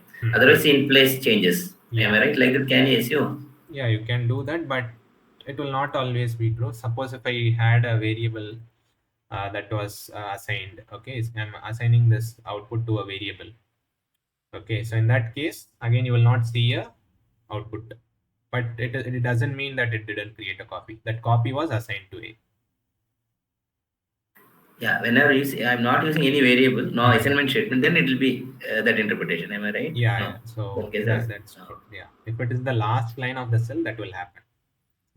So for example, if I do it sorted of new list, and then I said print of A. Okay, something if I did like this, then it will only give you the output from the last one.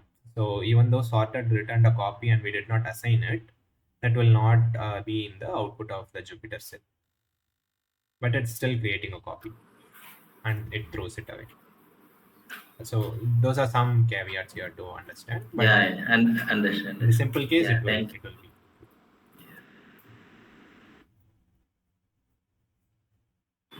One quick question. So Yeah. for index, it starts with 0, 1, 2, and so on. Yes. Okay. So similarly, the end of the element you said can be accessed with -1, the Yeah. second. So does it mean that we have two different references for the items? Yeah, we have two ways of referring it, but the same two methods of referring it for the same item in the list. For example, so we have this new list. So new list of see the length of.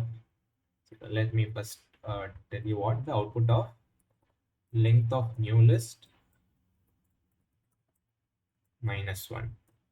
So length of new list is 16 because we are having 16 elements. Okay, and because the indexing is starting from 0, so the last index would be 1 lesser than the length of the list. Okay, it will go from 0 to 15. Okay, so that's what I'm getting it here. New length of the new list -1. Right, so this, and if I say new list of -1, so what we are getting is the same value, right? So the last item can be accessed either from the forward direction, which will be a positive index, or from the reverse direction, which will be a negative index. But both are referring to the same item in the list. So it's just convenient. It's just for convenience. But internally, it is one and the same. So there is no separate. Yeah. So there is a relationship. So if you know what is the forward index in the forward direction, you can always get what is the corresponding index in the reverse direction by relating it to the length of the list. Okay.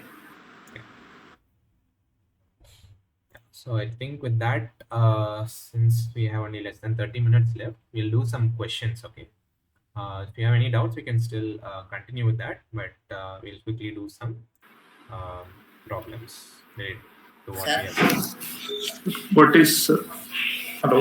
Yeah. Go ahead. Yeah. So what is the difference between an append and update? So update is available for dictionaries, right? So when you want to change the value for a particular key, so you can use the dot update function. But append is actually for the lists and list and string, where you want to add it to the end of the list, end of the sequence. Okay.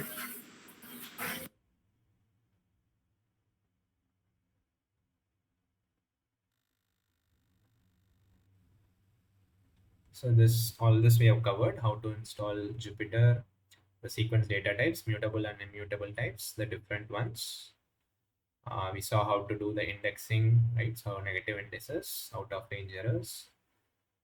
We also we are slicing, concatenation, and repetition. I think I covered in the last week itself, right? So when you use the plus operator, you can concatenate, say, two strings or two lists. So it will just give you a new list or a new string that contains elements from the parts that you added. So repetition, when you use the multiplication operator, it will just repeat the sequence that many number of times. So you can just go back to the last week and then it will be there.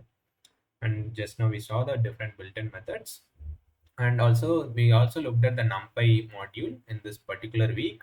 So NumPy is also will give you an array data type, which is similar to the array data type given by Python, the standard library array in Python. But you will be able to do some of the all the operations, all the arithmetic and other mathematical operations on NumPy arrays much more efficiently and faster. So it's more computationally efficient way of doing operations on arrays. So yeah, so that's all there is. Like the basic idea is that. So we'll see more about that as we go forward. Okay, when we are actually using the NumPy arrays for the different tasks. Okay, so I'm not touching that here. Okay, so the questions will start. So the first question is, what is this symbol, the square bracket? So what does that do?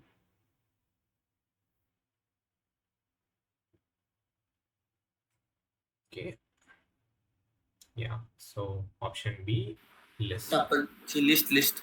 Yeah, it's a list. So this square brackets are used to create lists. So when you put just square brackets, it will give you an empty list. But if you put some elements within it, it will create the list containing those elements. Okay. So the square brackets are for this. For sets, as we said, you'll use the curly braces. For tuple, you'll use the parenthesis. And for dictionary also, you'll be using the curly braces. But instead of giving the values separated just by commas, you will give what is the key, then colon, what is the value, then comma, then what is the next key and what is the next value, right? So that's how Python will be able to differentiate whether you are creating a dictionary or set. For a set, you will just do 1, 2, some string like that. Okay, so that's how you'll be doing this. So the second question is, assume that we have a list called spam, so that is containing the values 2, 4, 6, 8 and 10. And suppose we wanted to replace the third value, right? So to be hello. So how will we do that?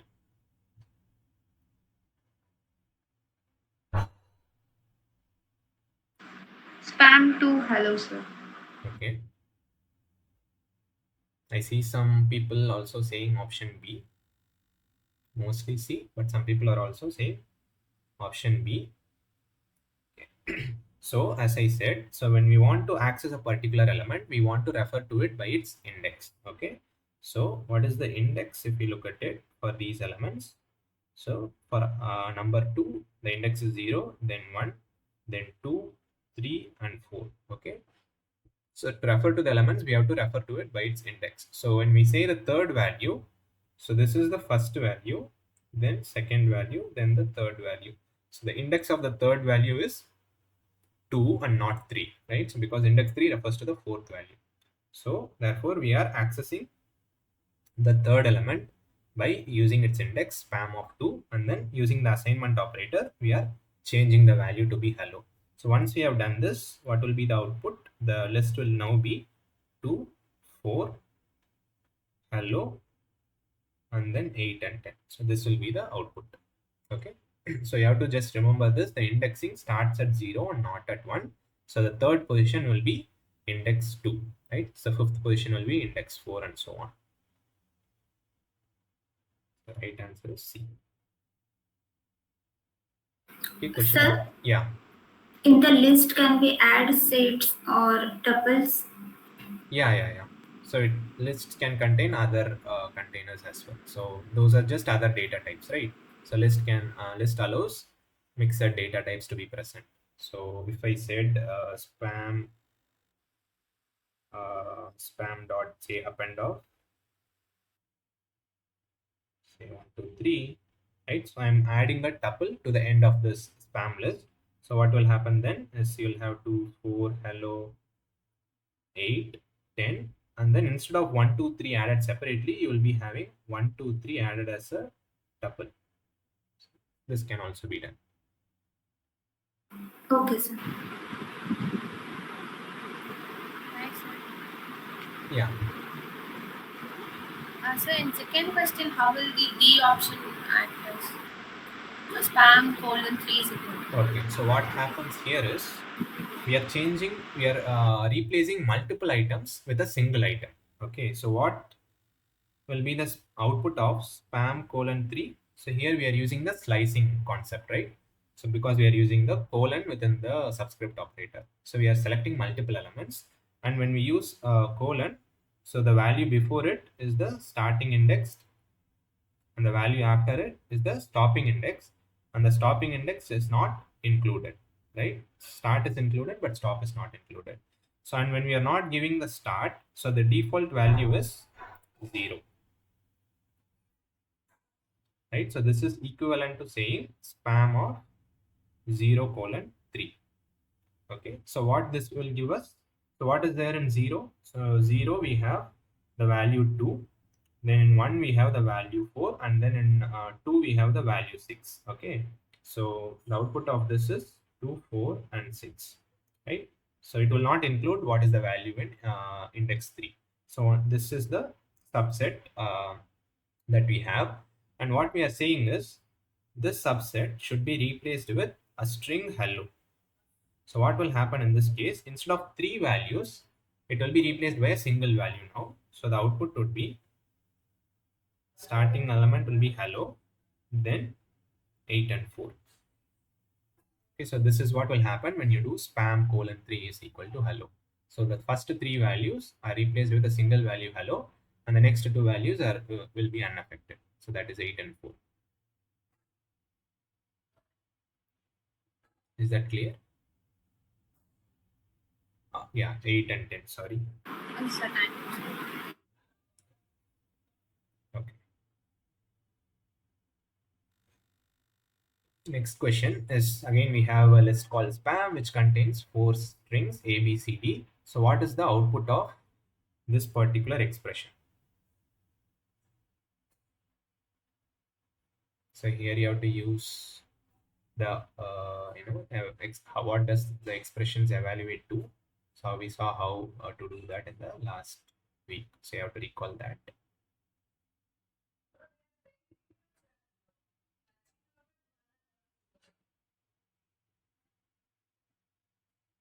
Okay, so we have one answer so far. Okay, some people are saying A, out of range error. Some are saying D. Okay. Okay, A, out of range error. Okay, most people say out of range error.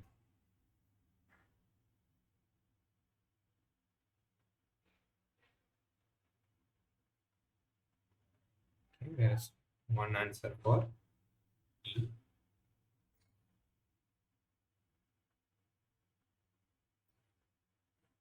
Okay, but most people are saying A. Okay, let's see what happens. So out of range error, as I said, it will happen when you are giving an index that is outside of all the values that is there in the list. Okay, so here we have 4 indices, right? So 0 1 2 and 3. So if you give any value greater than 3, Or if you look at the reverse index, -1, -2, -3, and -4, anything lesser than -4, then it will result in an out of range error. Okay, so that's when it will happen. So let's see what is the index that we are passing in. So we have to simplify the expression that is within that subscript operator. Okay, so what we are having is integer of the string 3 multiplied by 2, which is divided floor division with 11. Okay, so this is the expression that we have within that subscript operator. So first what happens by looking at the precedence, right? So we know that parenthesis must be evaluated first. So first, this function call, right, int of 3 times 2 will happen. So, but this 3 into 2 is not a integer multiplication, right? So this 3 is a string, right? So string is a sequence. So when we multiply 3 with 2, what happens is you will get a new string with 3 repeated twice, right? So the sequence will get repeated when you are multiplying it by an integer. So this will reduce to int of a string 3 then floor divided by 11. Okay, so this is the first reduction that happens. Then the integer of 33, what that will happen, what that does is it will convert this string into an integer if it is possible, like, because here there is only numbers within that string, right? So there is no characters alphabet. So in that case it is possible to convert. So instead of the string 33, that will just reduce to the integer 33, and then there is the floor division with 11. Okay, so that is still there. So the next step, the floor division will happen, right? So what the floor division gives you, it gives you the quotient, right? So 33, when you are dividing it by 11, the quotient is 3, right? So the output of this operation is 3, which is also an integer, and int of another integer will do nothing because this is already an integer, so there's not going to be anything happening. So finally this expression simplifies to the value integer 3.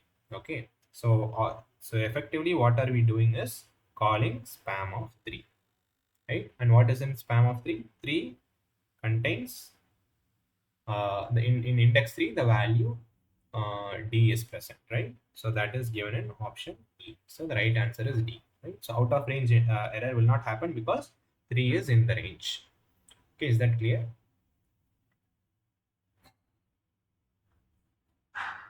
Okay.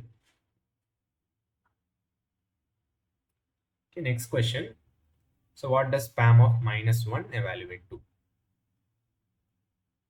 This is very simple.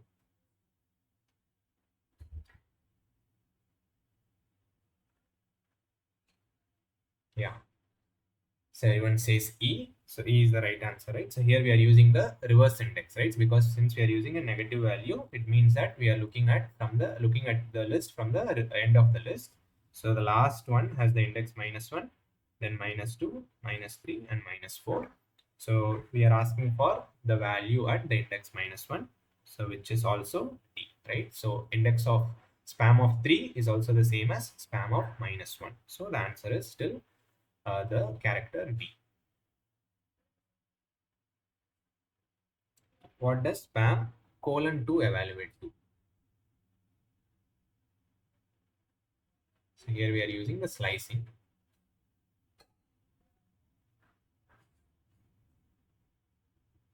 Yeah. Okay. So there is a mix of answers between C and D.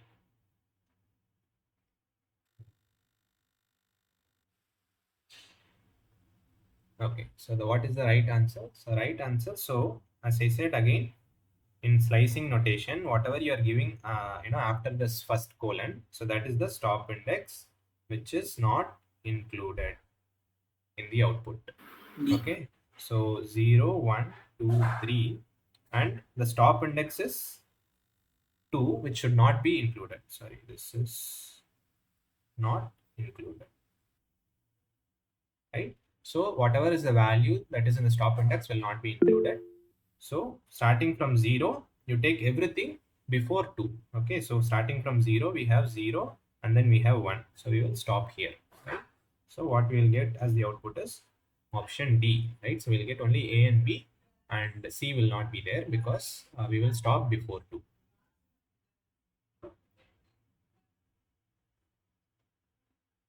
Okay, so if you have any question, just unmute yourself and ask. Otherwise, I'll keep going forward.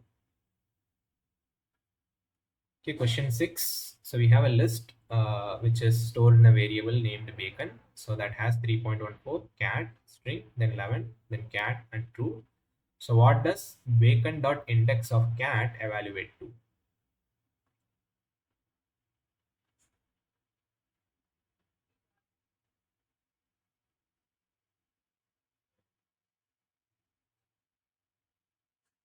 Okay, most people say option B.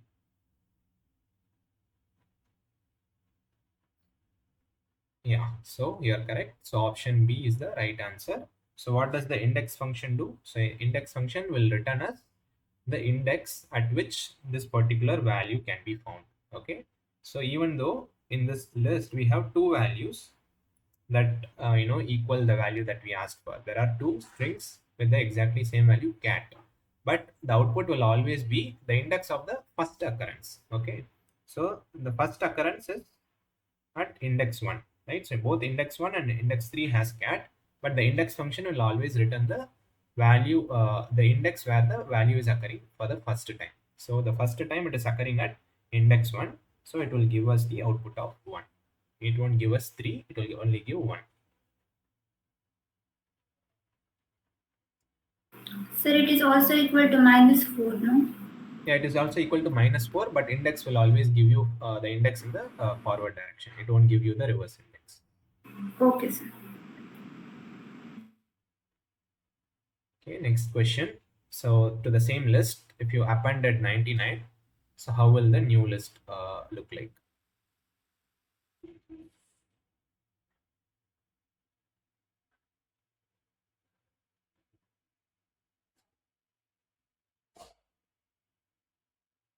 Yeah, most people say D.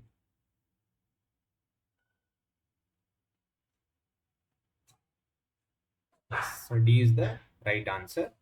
Right. So what happens when you are using append? You will be adding the value to the end of the list. Okay, so this 99 will be added to the end of the list. Okay, so not in any other position, but always at the end of the list when you are using append.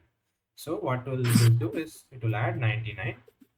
So then when you C is also same, right? So then how you can so if you look at just the values, it seems like both are same, but you have to pay attention to the brackets that are used. So in D we are using square brackets. So square brackets are representing list, whereas in C we are using the curly braces. So this is a set. So when you append to a list, you will only get the list back. You will not get a set out of it.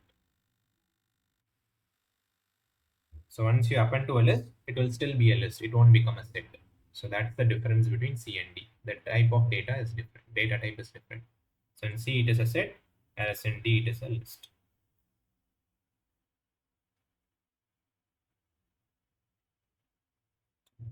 Okay, so next question. So what does bacon dot remove of cat do?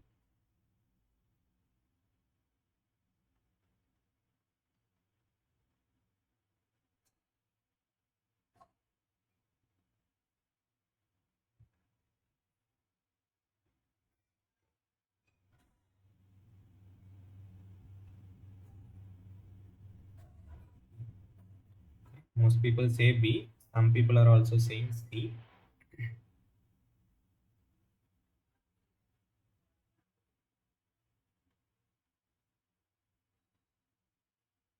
Okay, so the right answer is actually option B.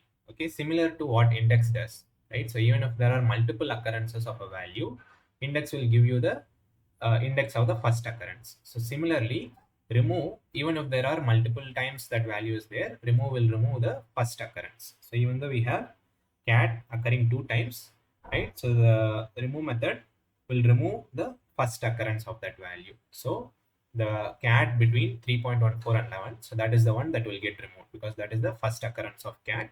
So therefore, if we remove that, then what we will be left with is 3.14, 11, another cat, and then true. So that is there in option B, right? So So in option A, the second cat is removed. So that will not happen when you call cat, remove cat like this. So B is the right sequence in which it will be. Okay, question 9. So you can just use the chat. So in one line, you can say what is the difference between the append Sir, method. how to remove whatever repeated items?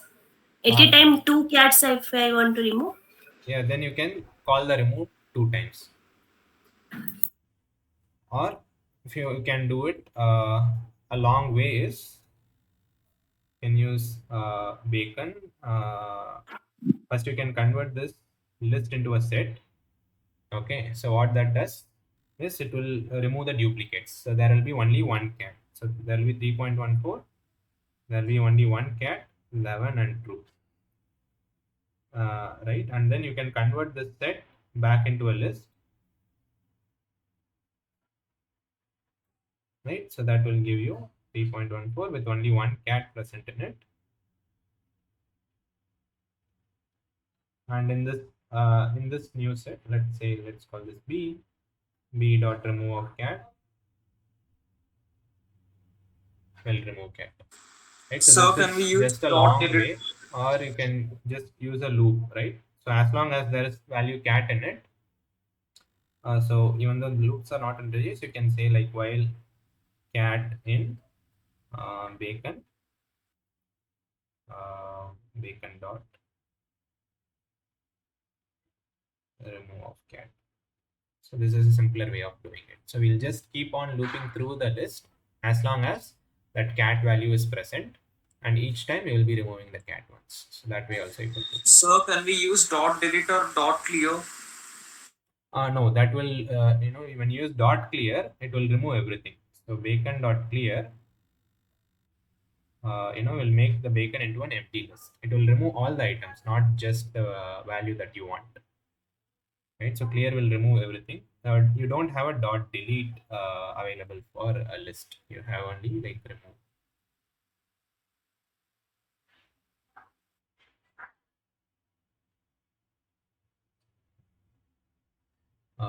Yeah, so people are answering for the next one.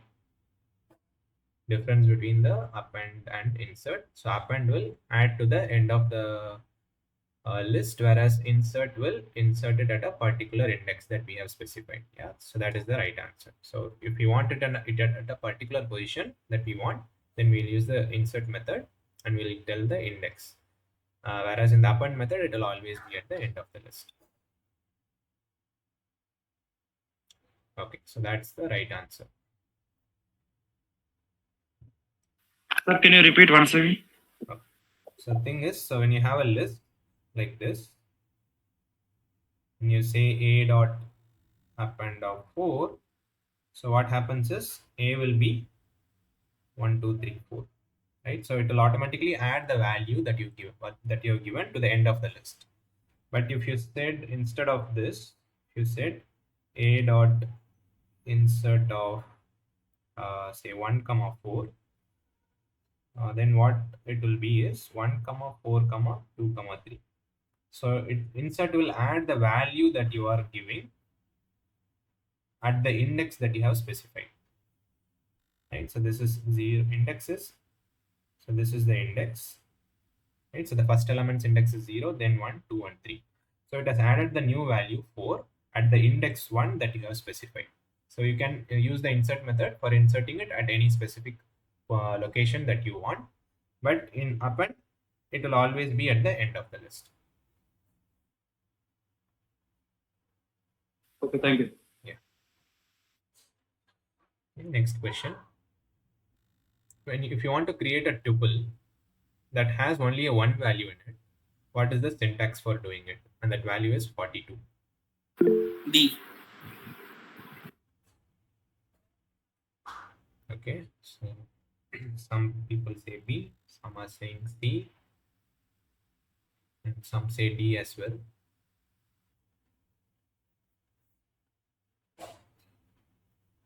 Mostly it is D.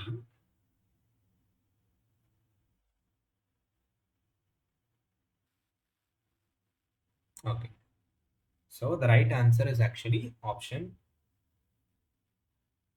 B, right? So why? What happens is in Python, when you put parenthesis between a single value, say it is a string, or if it is anything else, one or whatever. So when you put parenthesis just surrounding a single value without any commas, so this is the same as the value itself. Python will just ignore that parenthesis that you're given. So this is equivalent of just having that value itself. So a is equal to 42. This is same as saying a is equal to 42. So the parenthesis will be just ignored by Python if you are not putting any commas and just give a single value. But if you want to explicitly force it to create a tuple, then you have to use this syntax, right? So when you have a single value 42 and then put a comma within the parenthesis, then it will force it to create a tuple. So when you have multiple values, this is obvious. When you want to add 42 and 43, so you must use a comma, right? So there is no other way. So you'll directly put a comma, so you will automatically get a tuple.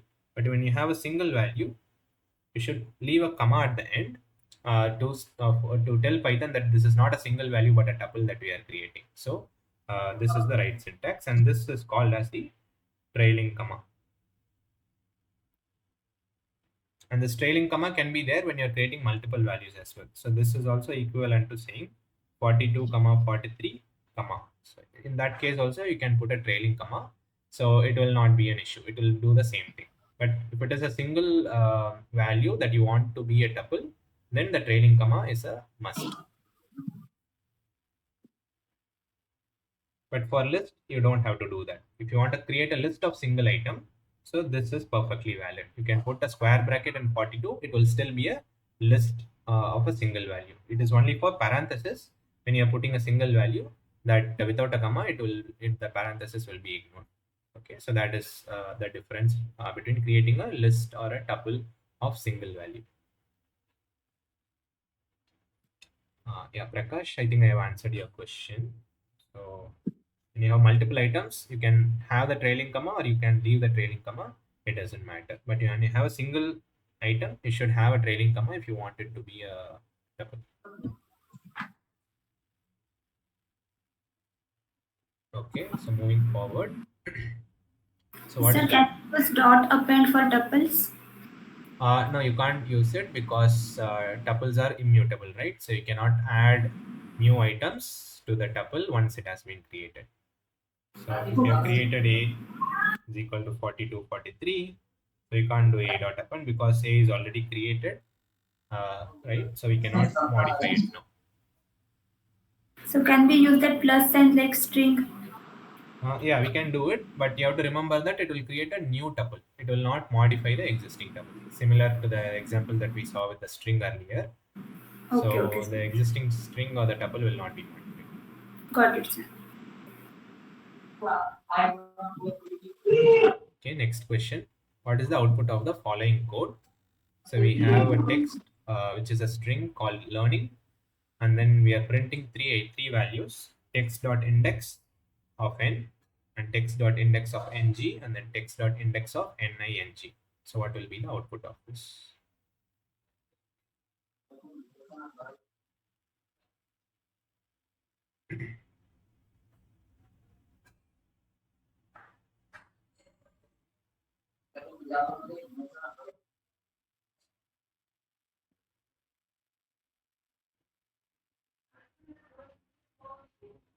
So we have one answer as B, 464.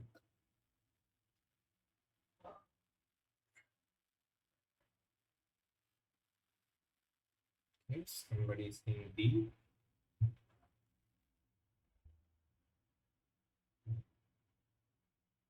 Okay, mostly we are getting the answer as B. Yeah, so the right answer is B. It will be 464. So what is happening? So for string, when you are using the index function and you are passing in a string, right? So it will look for that substring within that string. Okay, so it will see within learning, like where is the first substring or the first subset of characters which is containing what you have given, right? So here we are giving only a single character. So it means where is the first occurrence of the character n. So here we have 0, 1, 2, 3, 4, 5, 6, and 7, right? So those are the index of all the characters in the string. So n is occurring for the first time at index 4, right? So the output of that one is 4.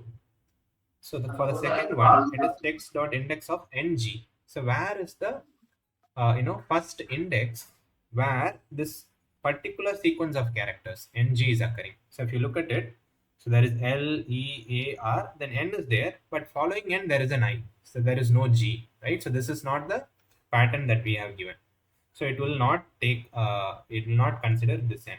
So moving forward, then there is I, then there is again n is there, and n is followed by G, and this is the pattern that we have asked for, right? So this is the first time within that string where ng is there, and that is starting at index number 6. So that is the output for the second part. And for the third one, we are giving the substring as ning. So where is ning occurring?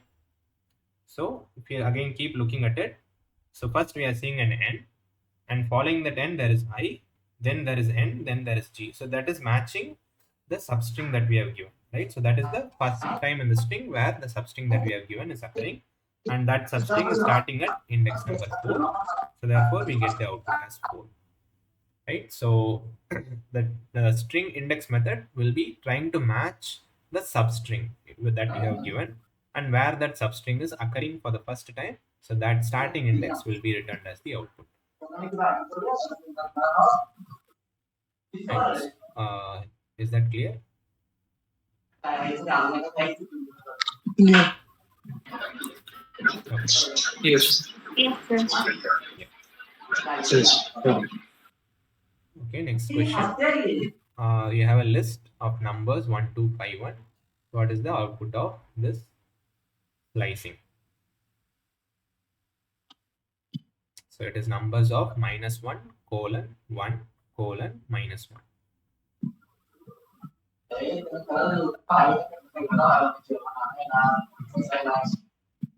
2 people have said B.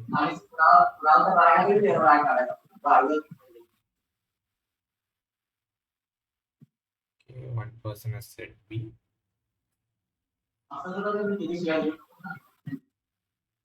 Oh, sorry, I made a mistake. Some people said D. Now one person has said E.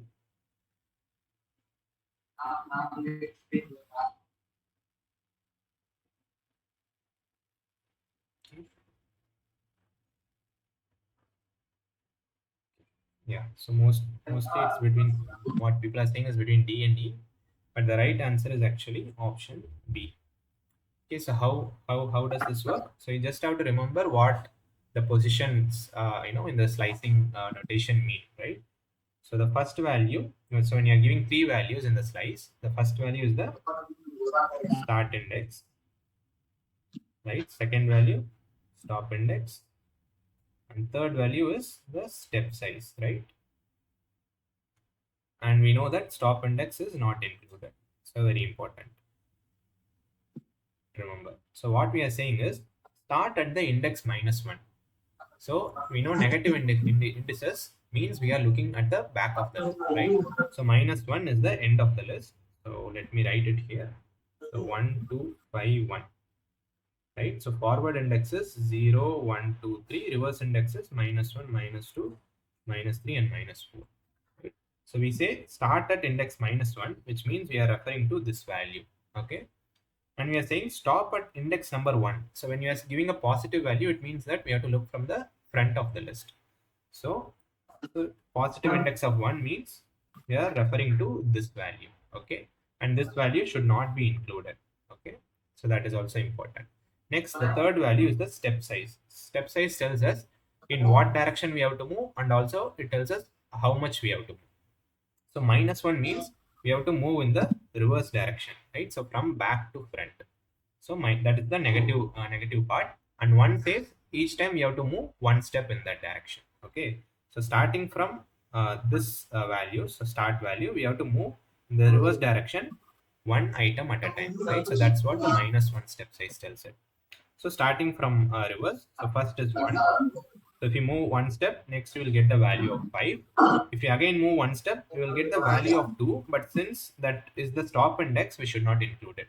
So therefore, we should stop before that. So the output will just be 1 and 5, which is an option B. Okay, is that clear?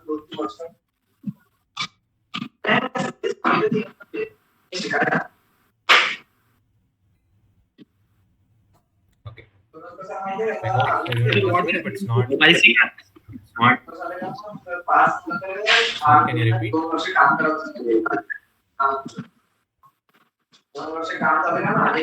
Arunkej, if you have a question, can you repeat? Sir, what is mean by slicing? So slicing is when you want to get multiple values from a list, we use slicing. So indexing we will do for getting referring to a particular value. But if you want to refer to multiple values, then we have to use the slicing notation, which means that we are cutting that list into a smaller set. For example, if you have this 1 2 5 1. Alright, so A. If I just say A of 2, so it will give me the element at the third position, right? So which is 5, because 0 1 and 0 1 2 3 is the index, so it will give me 5. But if I wanted the last two items 5 and 1 together, so then I would have to slice this list. I have to say 2 to 4. So this would give me 5 and 1.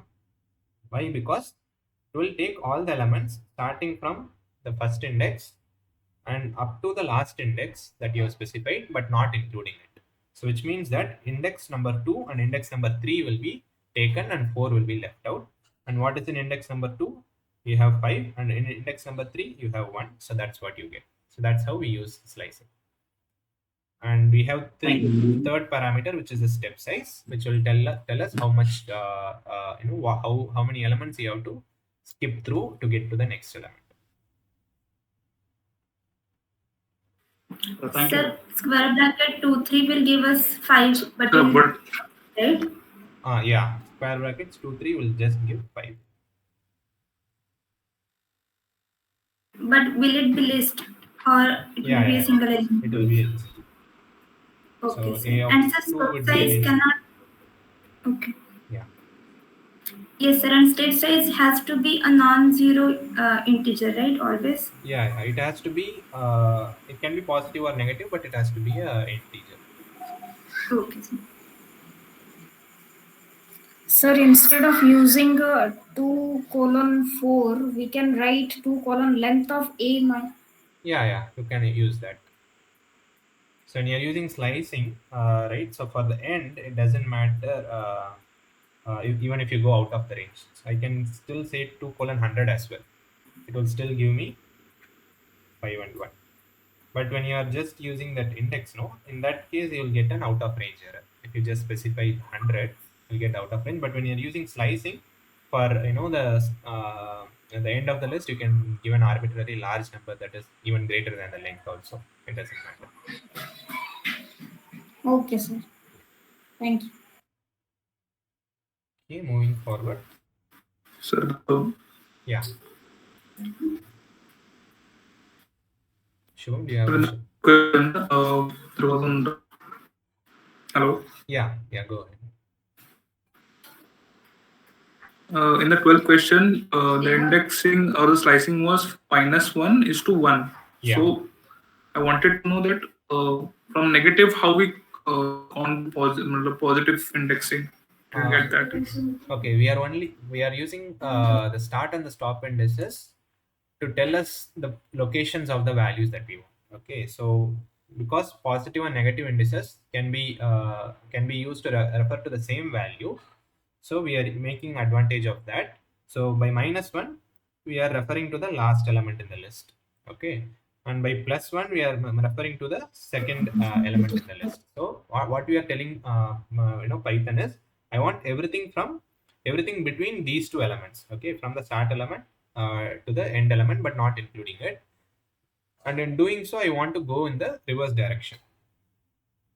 right? So because if I have to go to 2, I have to only move in the reverse direction. Only that is possible. So therefore the step size is -1. But what would have happened if I gave the step size of say 1? So in that case, from -1, I cannot, so from the last position, I cannot reach the second position by moving in the forward direction. So your output would just be 1.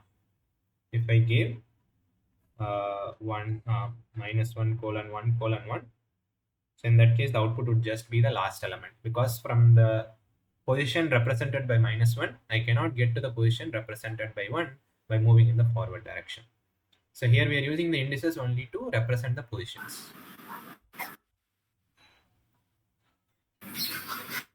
So it is same as saying, say 410, right? So 3 colon 1 colon -1. So it's the equivalent of saying that, because instead of using the positive index of 3, we are referring to the same element using its negative index -1. Yeah, there was another. Yes, yes, got it. What other question? Rupam, do you have a question?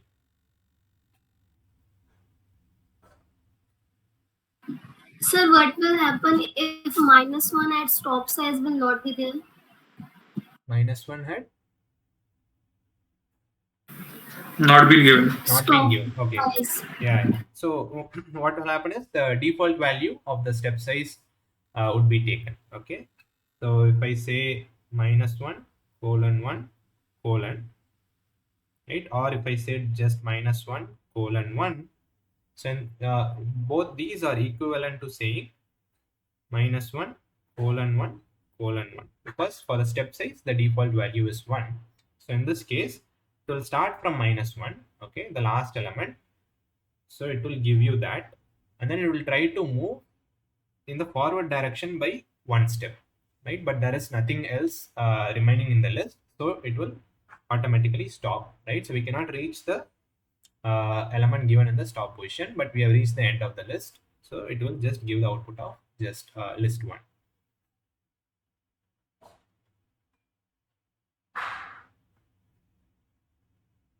Right? It's not necessary that it will always go to the element that you have positioned, only if it is possible. Starting from the last element at index -1, by moving in the forward direction, that is in this direction, we cannot reach 1, but we have reached the end of the list, so we cannot move any further. So it will give you whatever it has taken until that point, which is only the last element. Okay, sir. Thank you, sir. Okay. Question number 13, just a theoretical one. So we have two tuples created, capital A, capital B. So, and then when we are adding it, we are getting this tuple, right? But because we said tuples are immutable, so how are we able to create this tuple of size 4? Yeah, the already answer is given by Sangeeta. The concatenation of tuples will generate a new tuple. Yeah, so because here when you are doing A plus B, you are getting a new tuple. So this is a copy or a new tuple, right? So A is still not modified, B is also not modified. So A is still AB and B is still CD, right? So this ABCD is not A, it's not B, it is some new tuple. So therefore the immutability is still preserved, right? So A is not modified, B is also not modified, but we are generating a third tuple which is having size 4. Therefore this is possible. We are not violating that immutability.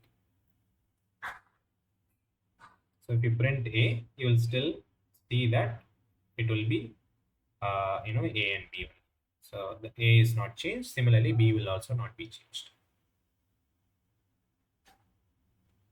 The next question is related to the indexing. So you have positive. So we have 1, 2, 3, 4. Right. So we have positive indexes 0, 1, 2, 3. And we also have negative index, right? -1, -2, -3, -4. Right. So the question is, if I give you a particular index, say 2, right? Can you tell me what would be the corresponding negative index for that? So it could it will not all, it could be for a length list of any length. Okay, I could give you a list of length 100, right? Or I could give you a list of just 2 elements. It doesn't matter. But if I tell you the positive index, can you tell me what is the corresponding negative index? Obviously, this will change, right? If I give you a list, say size 5, it will be 0, 1, 2, 3, 4, minus 1, minus 2, minus 3, minus 4, minus 5. Right? So in the earlier case, positive 2 was the same as negative 2, right? So both refer to that element. But in this case, the positive 2 in the forward direction is negative 3 in the reverse direction, right? Because the length is different. So can you think of a relationship that will tell me, if I tell you the positive index, can you tell me the corresponding negative index?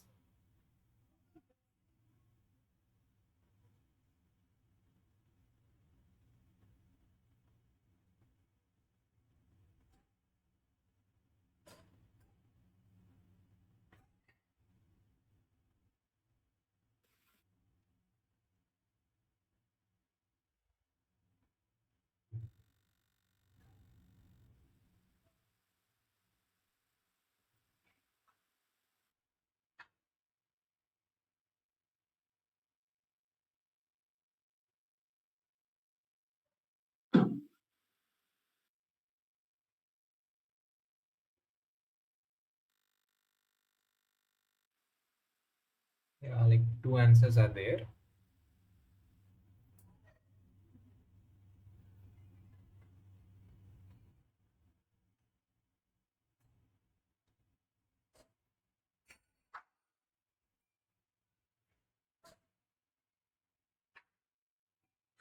Okay.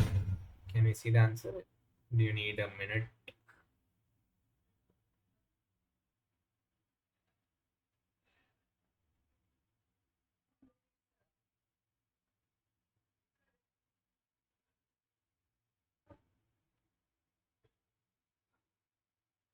Yeah, I think few people have already got the answer.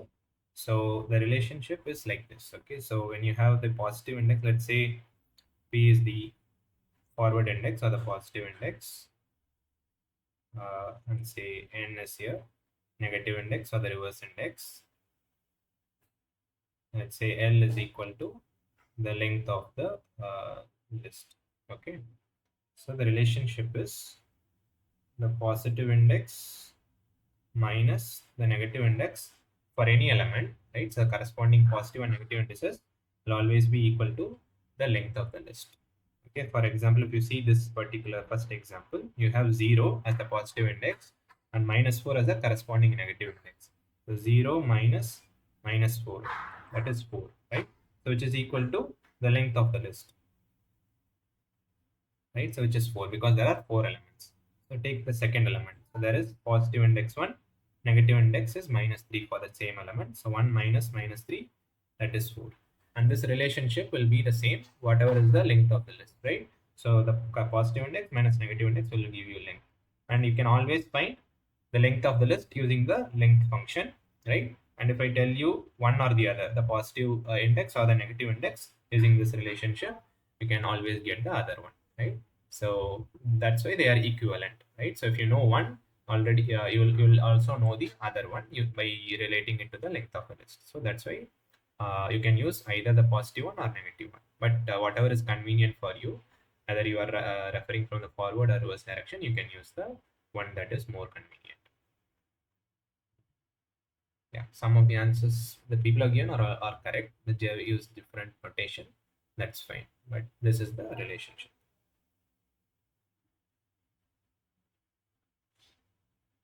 Question 15.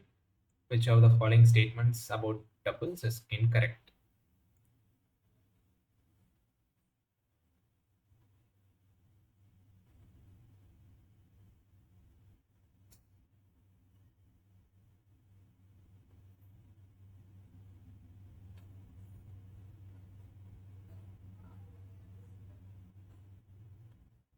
Okay, most people say C, but some people say both B and C.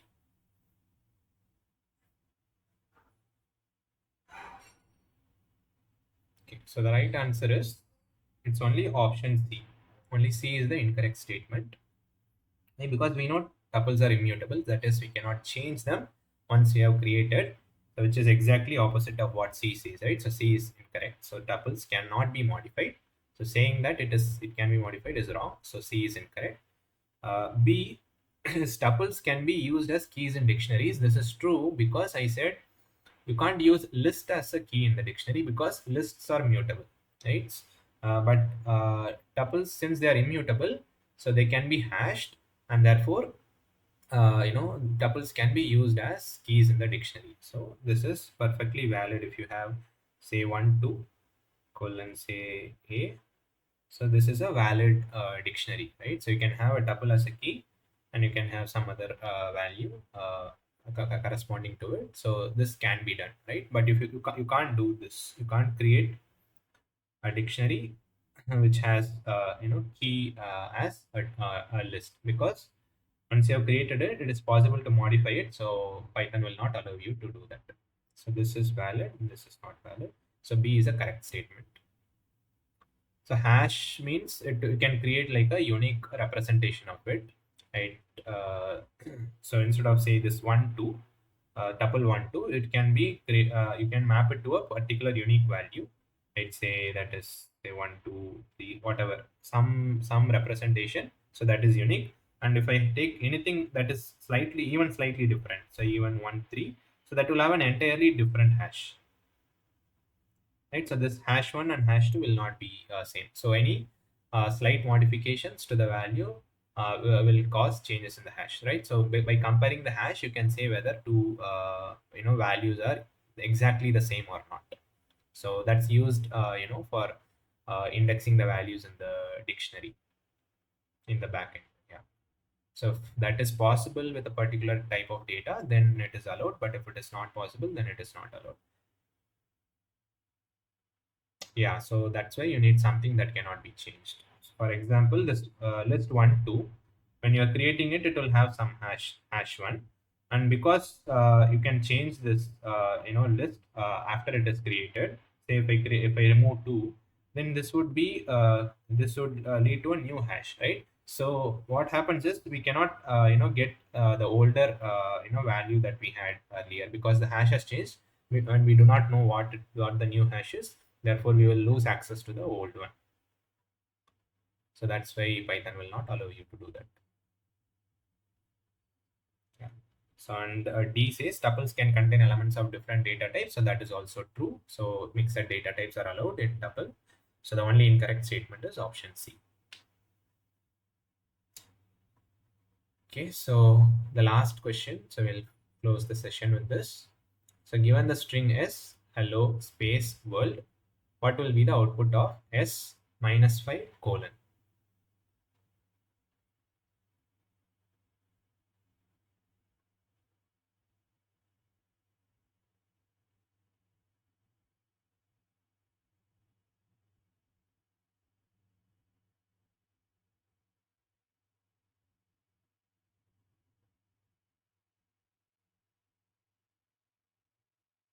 Okay, most people are saying C. Okay, few people say A.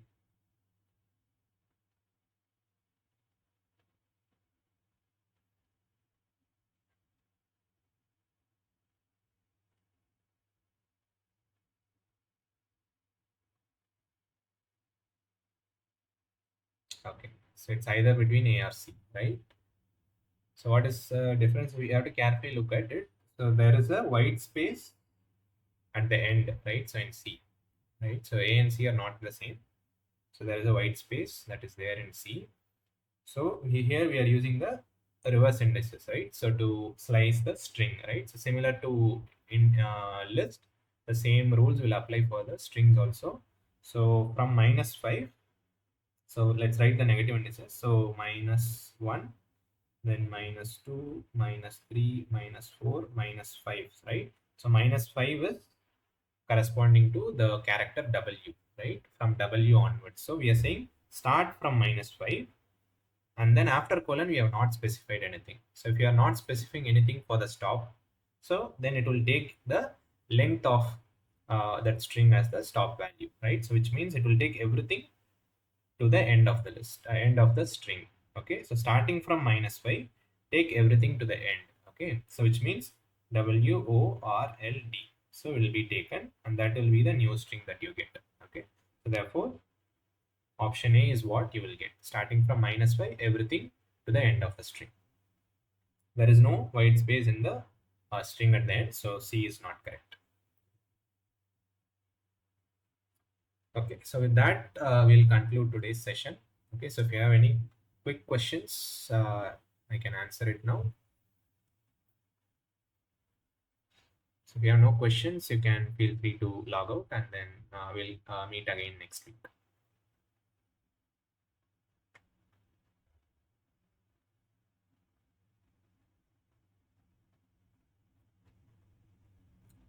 Yeah, Kushi, you are saying the end value should not be included in the list. That is correct.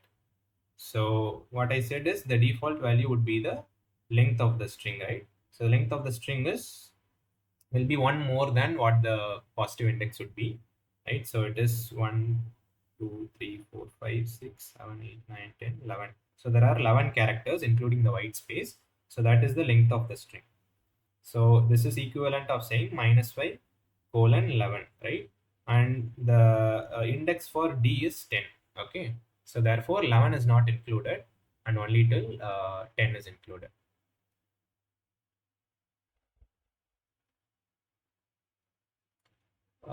Yeah, the recording of the lecture will be uploaded to YouTube. You can find the link to that in the course page. So there will be one Google Sheet that is shared in the course page. On the left pane, you'll be able to see that.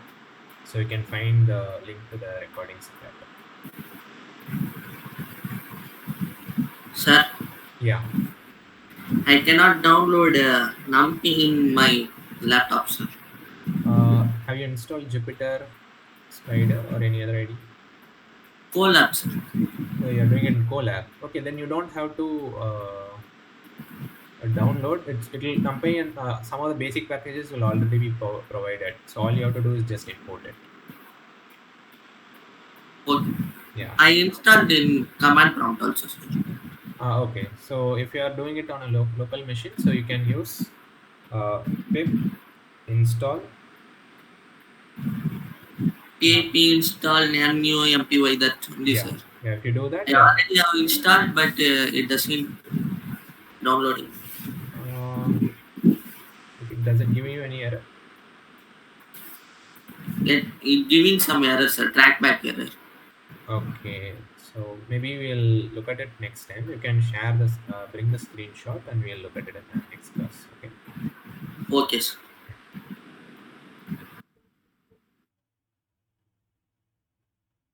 Thank you, sir. Yeah, thank you. Yeah, it would be better if you type the code rather than copy pasting it, especially when you're learning. So it will help you, remember better. So I would recommend you to type the code rather than just copy pasting it, especially when you are practicing. Yes, sir. Okay. Yeah. Okay. So thank you, everyone. So there are no further questions. Yeah, we'll conclude the session. So thank you for attending. I had one question, sir. Yeah. Hello. Yeah. Go ahead. Actually, I want in exams, do we have any access to any relevant IDs to answer the questions that are being right now presented? I'm not sure. I don't have any idea of how the exams are going to be conducted. You can write to NPTEL support. They'll be able to answer. Okay. And sir, it is a request from my end that if in case you take the NumPy chapter in the next session, it would be very helpful to understand depth also. Yeah, sure.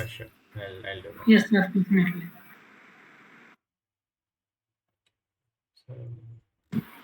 Sir, is assignment 3 is available? It will be, the videos are already available, so I think the assignment 3 will soon be uploaded. Okay, sir. So the recordings, I'm just putting the link to the YouTube channel. So the sessions that I am conducting will be uploaded in the YouTube channel that I have just linked in the chat.